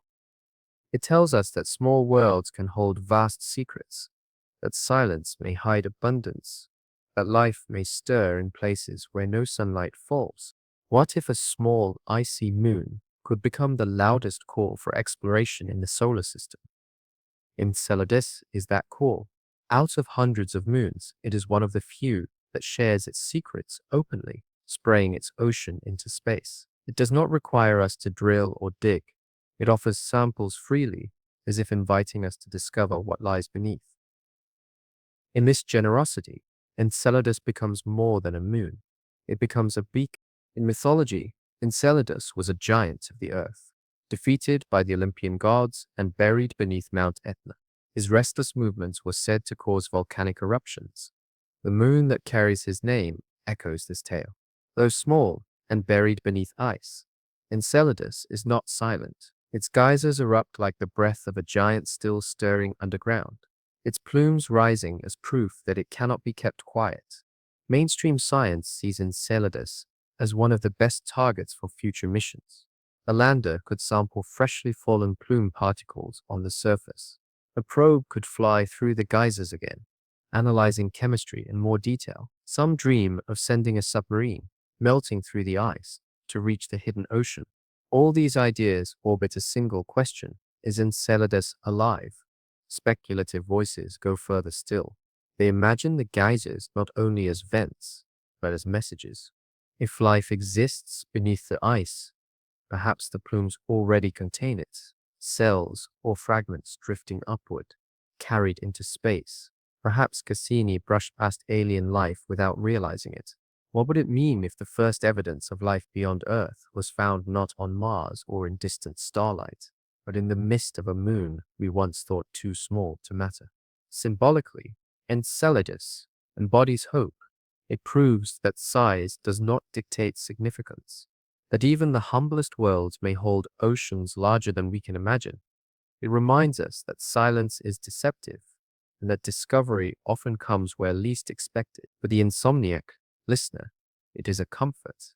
Even the smallest things can carry the deepest mysteries. From Enceladus we turn outward again, leaving the fountains of water to meet moons of stranger shapes and forms. Some look like flying saucers, others like potatoes or sponges. These are worlds that defy the very definition of a moon, refusing to fit neatly into categories. Each one a reminder that the solar system is full of surprises. Where Enceladus is graceful and inviting, these next moons are odd, unsettling, and impossible to explain.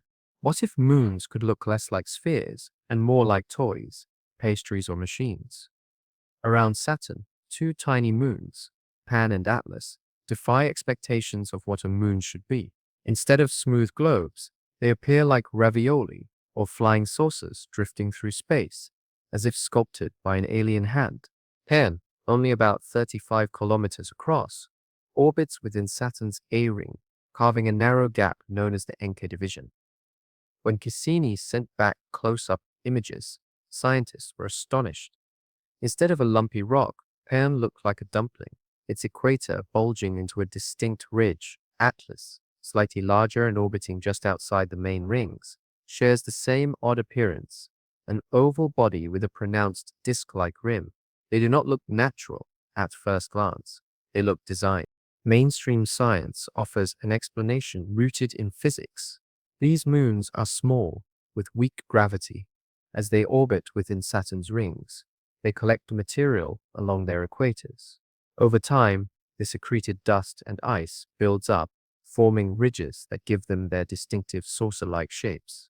In other words, they are snowballs that have swept up ring material sculpted by slow, steady accumulation rather than deliberate design. Yet speculation lingers. Why should only these moons develop such uncanny symmetry? Why do they look so much like familiar shapes, food, machines, artifacts, rather than the random lumps of other small moons? Some fringe theories have even suggested that Pan and Atlas might be artificial, ancient constructs disguised as moons, their ridges the remains of deliberate engineering.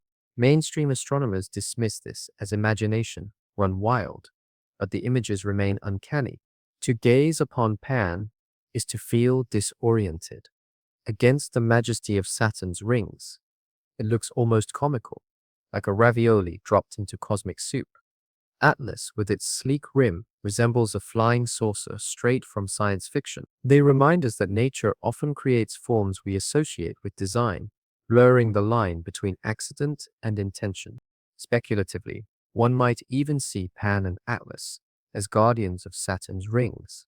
Their orbits carve gaps, shaping the structure of the rings themselves.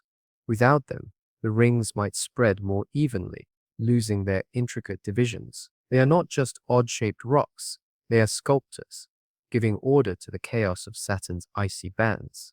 In their strangeness lies beauty. Pan and Atlas show us that moons do not have to be round or familiar. They can look absurd, whimsical, even playful. They remind us that the cosmos is not only vast and solemn, it is also creative, producing shapes that spark curiosity and laughter. In the ravioli and the flying saucer, we see not just moons, but mysteries of form, worlds that challenge our sense of what is possible. What if a moon looked less like rock and more like a giant sponge floating in space? That is Hyperion, one of Saturn's strangest companions. Unlike the round worlds we expect, Hyperion is irregular, pitted, and porous, as though carved by countless impacts into a honeycomb of craters. When Voyager first glimpsed it in the 1980s, scientists were baffled. Cassini later confirmed the bizarre truth. Hyperion is unlike any other moon in the solar system, measuring about 360 kilometers across at its widest. Hyperion is oddly shaped, more potato than sphere. Its density is unusually low, so low, in fact, that scientists believe much of it is empty space. Hyperion is thought to be a rubble pile, a loose collection of ice and rock fragments only lightly bound by gravity. Its porosity means that when meteors strike, they carve deep, sharp-edged craters rather than flattening the surface. The result is a moon that looks like a sponge left to drift in orbit, riddled with holes and cavities. But Hyperion is not only strange in shape, it is also strange in motion. Unlike most moons, which rotate in predictable patterns, Hyperion tumbles chaotically as it orbits Saturn. Its irregular shape and the gravitational tug of nearby Titan mean that its spin never repeats. No one standing on Hyperion would ever see the same sunrise twice. Its sky is endlessly shifting, unpredictable, dizzying. Mainstream science sees Hyperion as an accident of formation. Perhaps it was once part of a larger moon, shattered by a great collision and left as a loose remnant. Its sponge-like body is simply what happens when rubble piles up under weak gravity. Its chaotic spin is the natural outcome of irregular shape and outside forces. Yet, while logical, the explanations do little to ease the feeling of uncanniness. Hyperion inspires. Speculative thinkers ask, what if Hyperion is more than rubble? Its hollowness, its strange craters, its unpredictable spin. Some have wondered if it could be a shell of something artificial, a relic disguised as a moon. These ideas belong more to science fiction than science, but the imagery is powerful. A hollow world drifting through space has long been a motif of cosmic imagination. Even without such speculation, Hyperion stands as a reminder of the solar system's strangeness.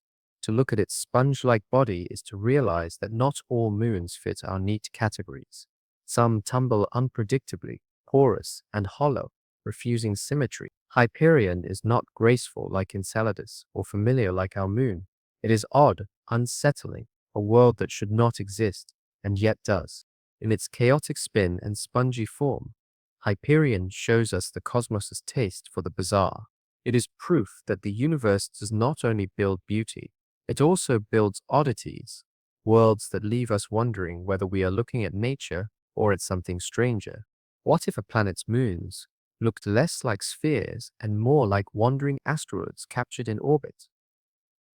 Mars's two small companions, Phobos and Deimos, are among the strangest moons in the solar system, misshapen, cratered, and tiny compared to most satellites. They resemble cosmic potatoes tumbling through the sky. Their odd shapes, shallow grooves, and uncertain origins make them both familiar and mysterious. Half moon, half wanderer, Phobos. The larger of the two is only about 22 kilometers across. Deimos, smaller still, measures just 12 kilometers wide. From Mars's surface, Phobos appears larger than our own moon does from Earth, racing across the sky in just 4 hours, while Deimos drifts more slowly, faint and distant. Unlike our stable lunar companion, Mars's moons seem fragile, temporary, almost borrowed. Mainstream science suggests they may indeed be borrowed.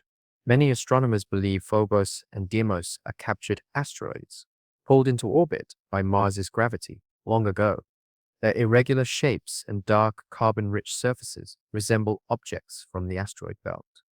Yet questions linger. Capturing an asteroid into stable orbit is not easy. It requires energy to be shed, and the process should have left more obvious traces.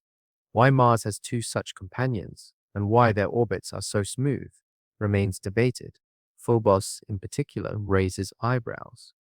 Its surface is marked with long grooves, some radiating from impacts, others arranged in curious patterns. Mainstream explanations propose stress fractures from tidal forces or ejecta from impacts, but speculative thinkers ask whether these grooves could hint at something stranger, structural weakness in a hollow shell, or marks of artificial shaping. Theories of Phobos as an artificial satellite have floated through science fiction for decades, fueled by its low density and odd appearance. Deimos, smaller and smoother, seems less mysterious, but no less peculiar.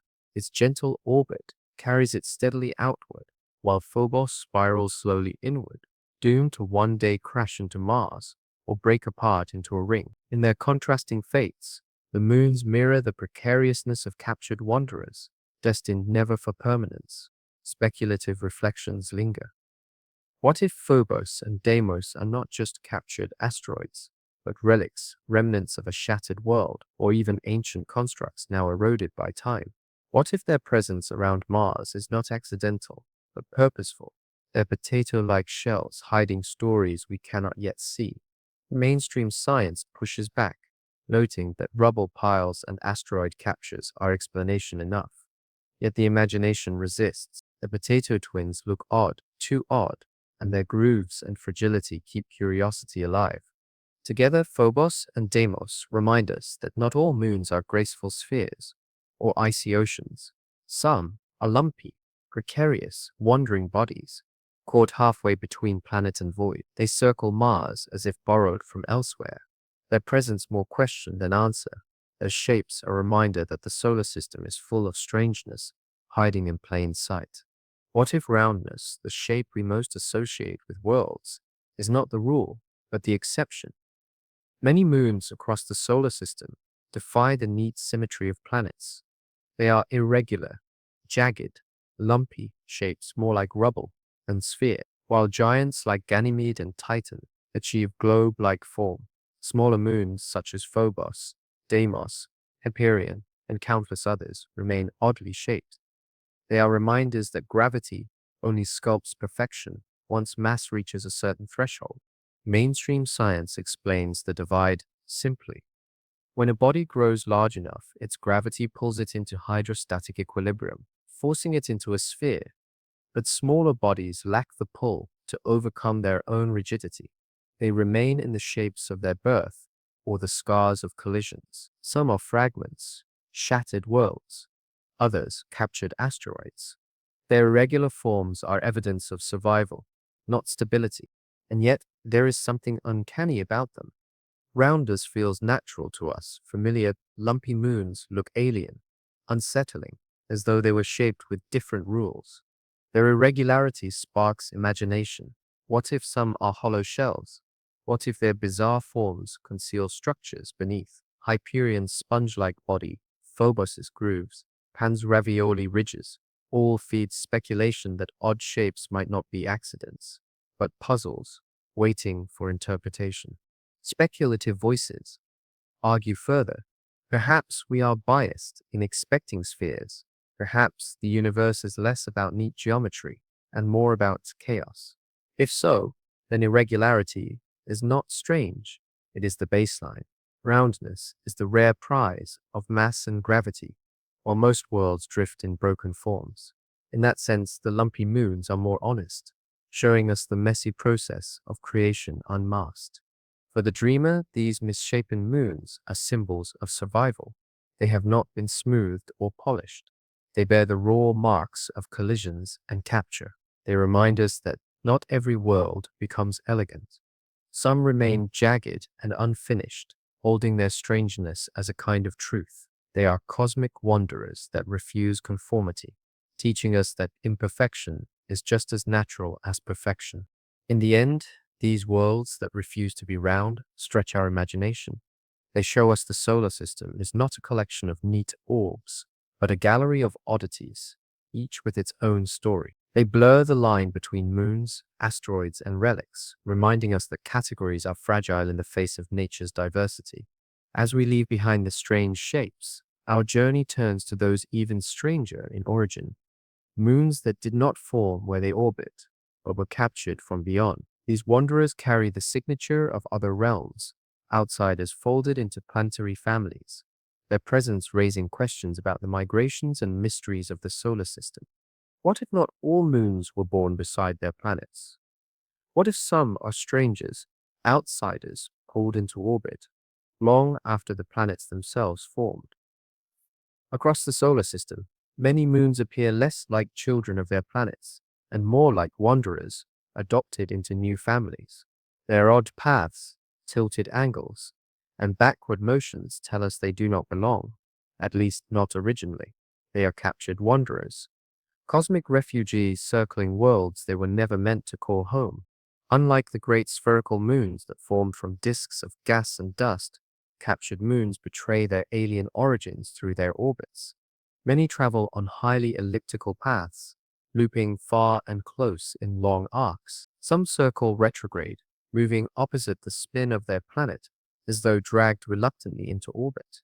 Others tilt at strange angles, defying the neat planes in which planets usually move. These peculiarities are signatures of capture, evidence of lives that began elsewhere. Jupiter is host to dozens of such irregular moons clustered in families that share similar orbits. Saturn has its own legion of outsiders, as do Uranus and Neptune. They are small, often no more than rocky fragments, tens of kilometers across, but their numbers tell a story of a solar system that once teemed with collisions, migrations, and thefts. Planets pulled passing asteroids and comets into their gravity wells, trapping them as moons. Some may have been fragments of larger worlds shattered by impacts, their remains bound in orbits around the nearest giant. Mainstream science views these moons as natural byproducts of a chaotic young solar system. Billions of years ago, as planets grew, they scattered smaller bodies like debris. Some escaped into space, some smashed apart, and some were caught, ensnared by the pull of giants. Yet speculation stretches further. What if not all of these wanderers came from the asteroid belt or Kuiper belt? What if some originated beyond the solar system itself, interstellar visitors slowed and captured by gravity long ago? If so, then some of the moons we see today may be older than the planets they orbit, survivors of other star systems, carrying within them the chemistry of distant suns. Imagine a small, irregular rock circling a gas giant, but in its minerals and isotopes lies a history foreign to our own solar system. Such moons would not just be wanderers, they would be emissaries, silent travelers from far beyond. To gaze upon captured moons is to feel the tension between belonging and exile. They are not native, yet they endure. They circle faithfully, even if their origins lie elsewhere. They remind us that the solar system is not a closed family, but an open system, a place where wanderers may find new homes. What if a planet became less a world and more a kingdom of captured wanderers? Jupiter, the giant of our solar system, is surrounded by a vast retinue of moons, more than 90 known today. While its 4 Galilean moons are massive and planet-like, most of the others are tiny, irregular, and foreign. They are fragments and strays gathered by Jupiter's immense gravity, a family not born but assembled. These irregular moons orbit far from Jupiter. Unlike the close, orderly Galileans, their paths are tilted at odd angles, many looping backward in retrograde motion. Some form clusters, groups of moons that share similar orbits, suggesting they are remnants of larger bodies torn apart. Astronomers have identified families such as the Ananke, Kame, and Pacific groups, each likely the shattered remains of a single captured object. Instead of unity, Jupiter's outer moons are mosaics of chaos, gathered through violence and collision. Mainstream science explains their presence as the natural consequence of Jupiter's pull. In the early solar system, asteroids and comets wandered near. Some were deflected, some destroyed, and some captured. Over time, impacts fractured them further, creating swarms of small moons rather than singular survivors. Jupiter's irregulars are not polished spheres, but rubble, reminders of the system's turbulent youth. Yet speculation lingers. Could any of these moons have come from beyond, not just the asteroid belt, but the distant Kuiper belt or even interstellar space? If so, then hidden among Jupiter's irregulars may be emissaries from other stars, their chemistry carrying stories from regions we have never seen. What if, in their minerals, we could read the history of alien suns? Philosophically, these moons raise deeper reflections. They are outsiders, yet they belong now to Jupiter, bound to its orbit for billions of years. They circle in silence, faint and forgotten, compared to Europa's ocean or Rio's fire. But they are many, an invisible cloud of companions. They remind us that belonging does not always come from birth. Sometimes it comes from capture, from survival, from finding a place even in exile. Speculative voices wonder further, what if one of these moons harbors something unexpected? Most are small and irregular, unlikely homes for life. Yet in their strange orbits and clustered families, they whisper of events we do not fully understand. Perhaps some are older than Jupiter's current system, relics of a time when the solar system itself was still forming. Perhaps one or two are true strangers, travelers from afar who now rest forever under Jupiter's watch. Jupiter's irregular family is less a collection of moons and more a testimony. It testifies to the power of gravity, to gather, to shape, to keep. It is a kingdom of strays, each one carrying scars of origin, each one circling a giant that did not birth them, but holds them still. What if a planet stole its greatest moon, taking for itself a world that once roamed free? Neptune's largest moon, Triton, is unlike any other. It is massive, larger than Pluto, yet it orbits backward, retrograde against Neptune's rotation. This single fact reveals its past. Triton was not born beside Neptune. It was captured, taken from the outer solar system, forever changed by gravity's theft. Triton's orbit is the strongest clue.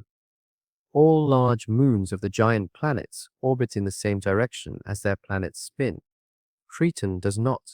Its retrograde path means it could not have formed in place. Instead, astronomers believe it once traveled through the Kuiper belt, a region of icy bodies beyond Neptune, before being ensnared. Its capture would have been violent, likely destabilizing or destroying Neptune's original moons. Triton is not a child of Neptune. It is an adopted stranger, a world pulled from beyond. Voyager 2, the only spacecraft to visit Neptune in 1989, revealed a surface as strange as its orbit.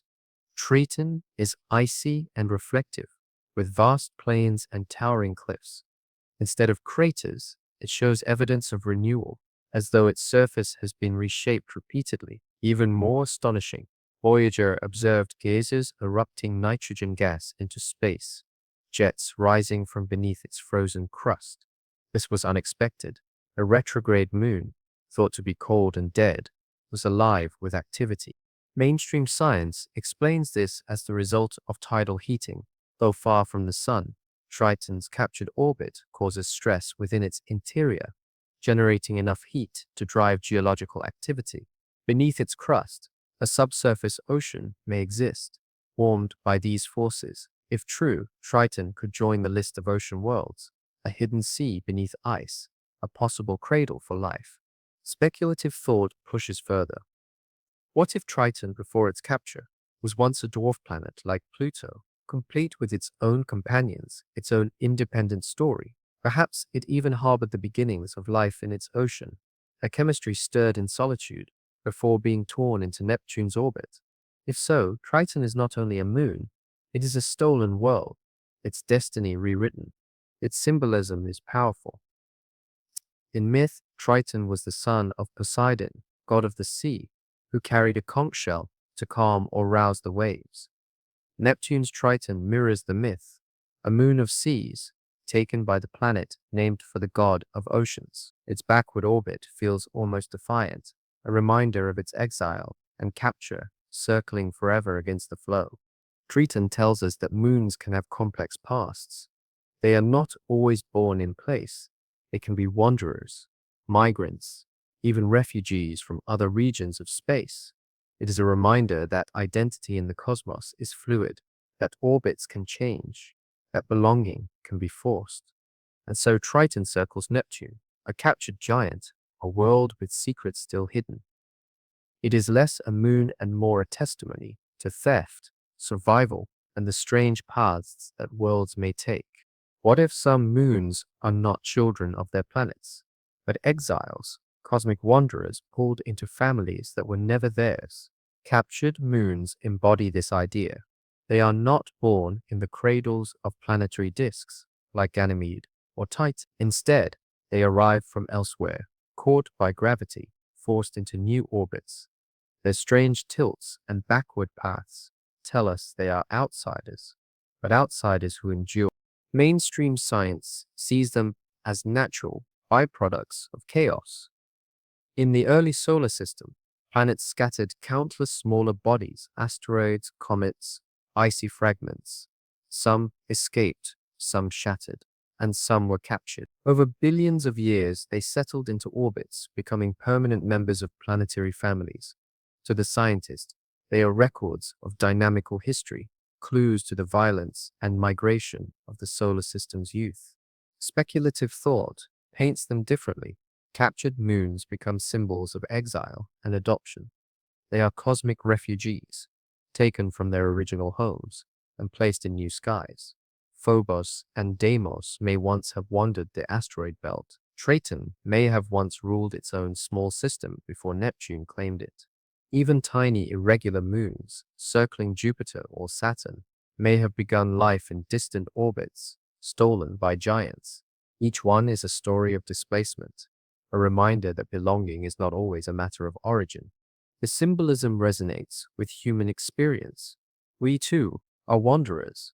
Our species spread from Africa across continents, often in exile, often by necessity. We too have been adopted into new lands, reshaped by capture and migration. To see captured moons circling distant planets is to glimpse our own story written in the sky, the story of outsiders finding a place even when that place was not meant for them. Some speculative voices stretch even further. They imagine captured moons as true interstellar travelers, rocks or worlds pulled from beyond our sun's influence, preserved in alien chemistry. If such moons exist, there would be emissaries from other stars, carrying within them the history of different systems. Perhaps they are the most precious archives of all, silent fossils of foreign suns, now circling giants that did not birth them. Whether rubble, relic, or refugee, captured moons remind us that the solar system is not closed. It is porous, open to wanderers, capable of absorbing the strange and the foreign. It does not reject outsiders. It keeps them, orbits them, names them. This symbolism matters. It teaches us that belonging is not purity but embrace, not sameness but inclusion. As we leave behind the great captures, Triton, the potato twins of Mars, the irregular swarms of Jupiter, we turn our gaze to something smaller, not grand moons, but fragments, tiny moonlets embedded in rings, Trojan companions marching beside planets. These are the overlooked pieces, the crumbs of creation that follow in silence, strange not because they are captured, but because they cling in ways that defy expectation. What if a moon bore the scars of destruction so deep it looked as though it had been broken and reassembled by unseen hands? This is the mystery of Miranda, one of Uranus's smallest major moons. At just 470 kilometers across, Miranda is modest in size, yet its surface is one of the most bizarre landscapes in the solar system. It looks like a patchwork quilt of cliffs, canyons, and fractured terrain, less a natural satellite, more a jigsaw puzzle of broken worlds. Voyager 2, during its flyby of Uranus in 1986, revealed Miranda's strange face. Immense canyons cut across the moon, dwarfing those on Earth. The most dramatic of these is Verona Rupus, a cliff nearly 20 kilometers high, the tallest known cliff in the solar system.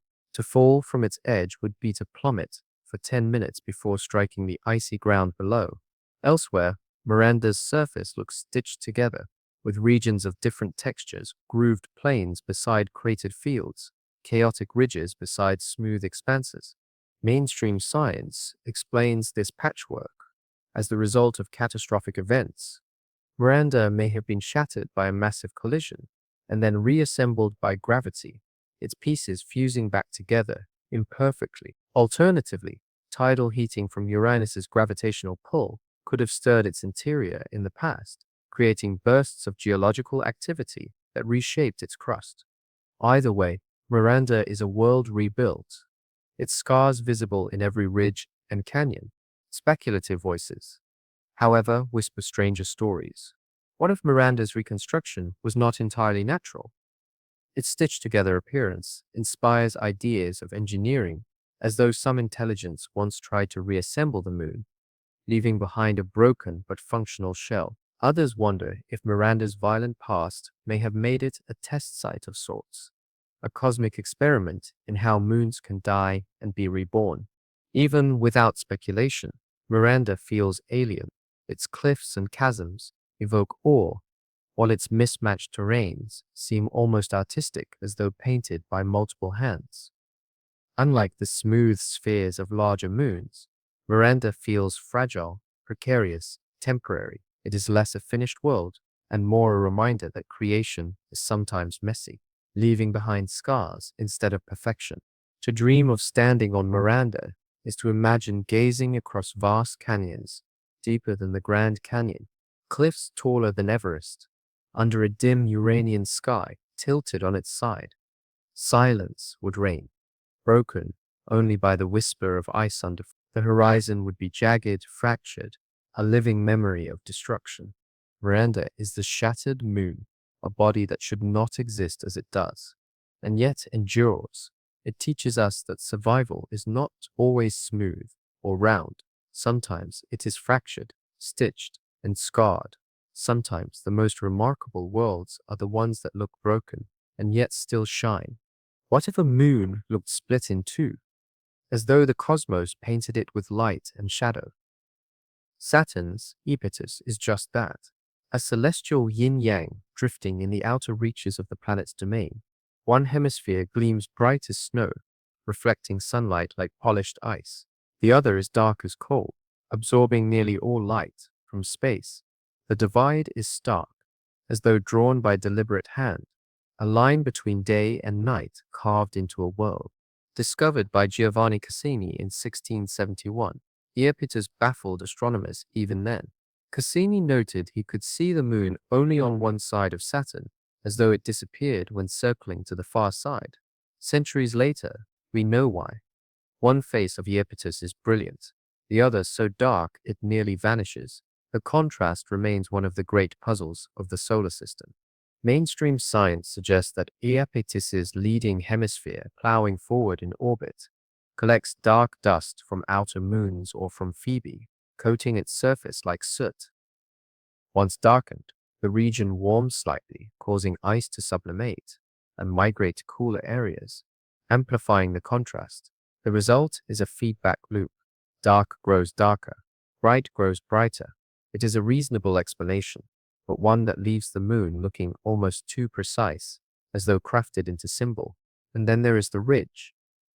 Iapetus possesses a massive equatorial mountain range, stretching for 1,300 kilometers and rising up to 20 kilometers high. It encircles the moon like a seam, giving it the appearance of a walnut or even a cosmic fortress wall. No other moon has such a feature. Mainstream theories range from remnants of ancient rings collapsing onto the surface to internal forces pushing ice upward, yet none fully explain why the ridge is so narrow, so centered, so strange. Speculative whispers fill the gaps. Some imagine Iapetus as artificial, a constructed shell disguised as a moon, its yin-yang surface and equatorial wall the hallmarks of design. Others see symbolism, a cosmic balance of light and dark, a world that embodies duality itself. To stand on its ridge would be to straddle day and night, light and shadow, existence and absence. Even without such speculation, Iapetus stirs the imagination. Its bright terrain glows like powdered snow under Saturn's distant sun. Its dark terrain swallows light, a void across half a world. To approach it by spacecraft is to see a moon split in identity, half luminous, half hidden. A reminder that the cosmos can be both subtle and bold in its artistry. Iapetus remains a riddle. Dust and sublimation may explain its colors. Ancient processes may explain its ridge. But its symbolism, the image of yin and yang written across a moon, goes beyond explanation. It is a reminder that science and mystery often meet, not in answers, but in awe. What if a moon circled its planet not with steady rhythm, but with wild swings, drawing closer and then drifting far away in a restless loop? This is Nereid, one of Neptune's lesser-known moons, and one of the most eccentric orbiters in the solar system. Where most moons keep to near circular paths, Nereid's orbit is stretched, elongated, and unpredictable, making it a cosmic wanderer even while bound to its planet. Discovered in 1949 by Jared Kuiper, Nereid is Neptune's third largest moon, about 340 kilometers across. Its most striking feature, however, is not its size, but its orbit. Nereid swings between 1.3 million and 9.7 million kilometers from Neptune, an orbit so eccentric that it spends most of its time far from its planet, only swooping close on rare passes. To imagine its journey is to imagine a moon on a leash, stretched almost to breaking, circling but never settled. Mainstream science explains this instability through history. When Neptune captured Triton, a massive moon pulled from the Kuiper belt, the event would have disturbed the orbits of any moons already present. Some were ejected entirely, cast into interplanetary space. Others, like Nereid, were left in distorted, eccentric orbits. Its path today may be the scar of Triton's arrival, a reminder of the violence of capture. Yet Nereid's story remains uncertain. Was it once a regular moon of Neptune, thrown into chaos by Triton's theft? Or was it itself captured, caught in the planet's pull, but never fully tamed? Its eccentricity leaves the question open, making Nereid feel more like a visitor than a child, a moon still wandering even as it remains bound. Speculative thought lingers on that image. Nereid is exile made visible, a body circling a planet it never fully joins. Its orbit mirrors themes of displacement and survival, belonging in name, yet unsettled in reality. Some dream that moons like Nereid might even carry secrets from before their capture, chemistries, structures, or stories of their origins that differ from their adopted families.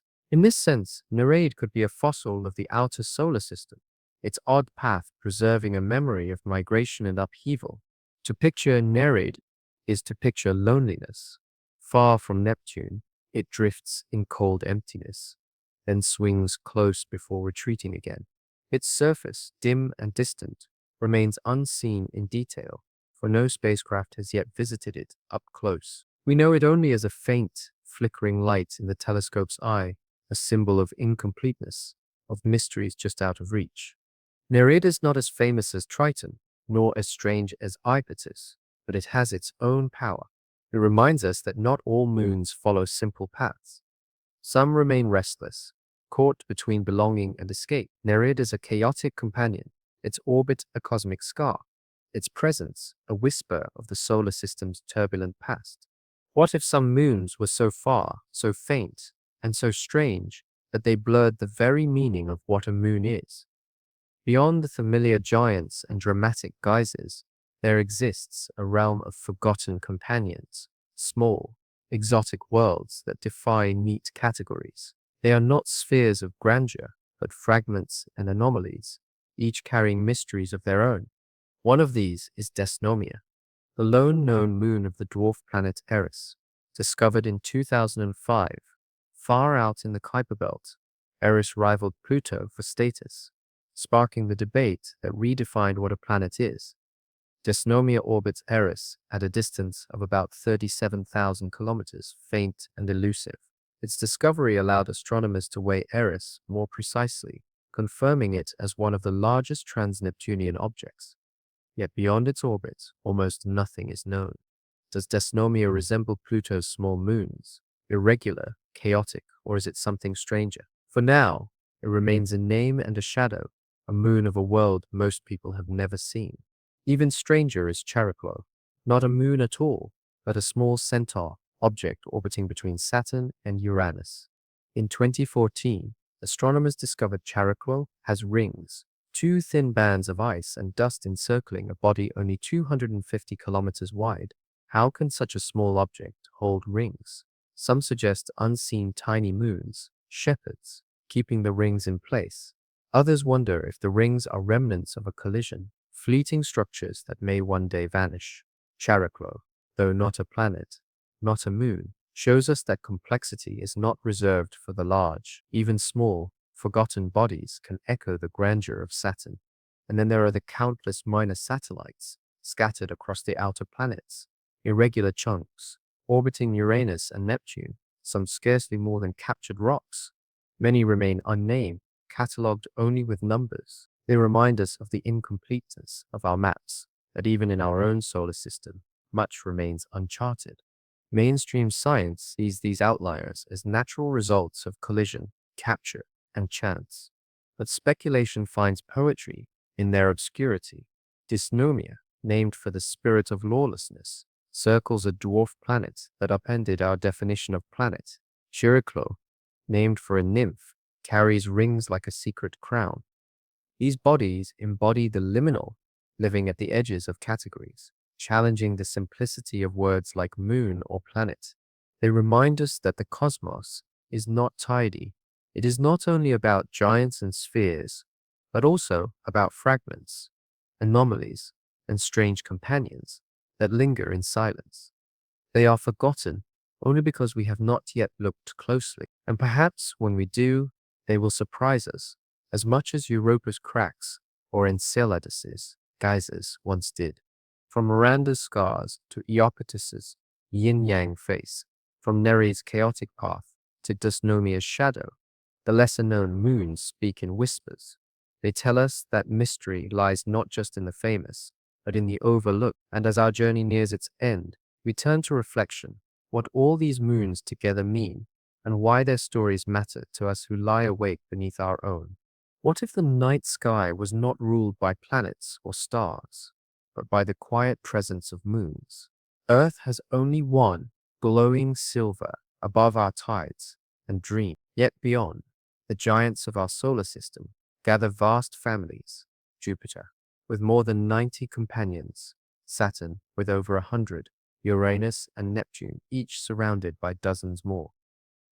They outnumber planets many times over. For every world that shines in the textbooks, there are dozens of moons, circling in silence, waiting to be remembered. We often imagine planets as the true rulers of the solar system, the destinations of exploration, and the keepers of story.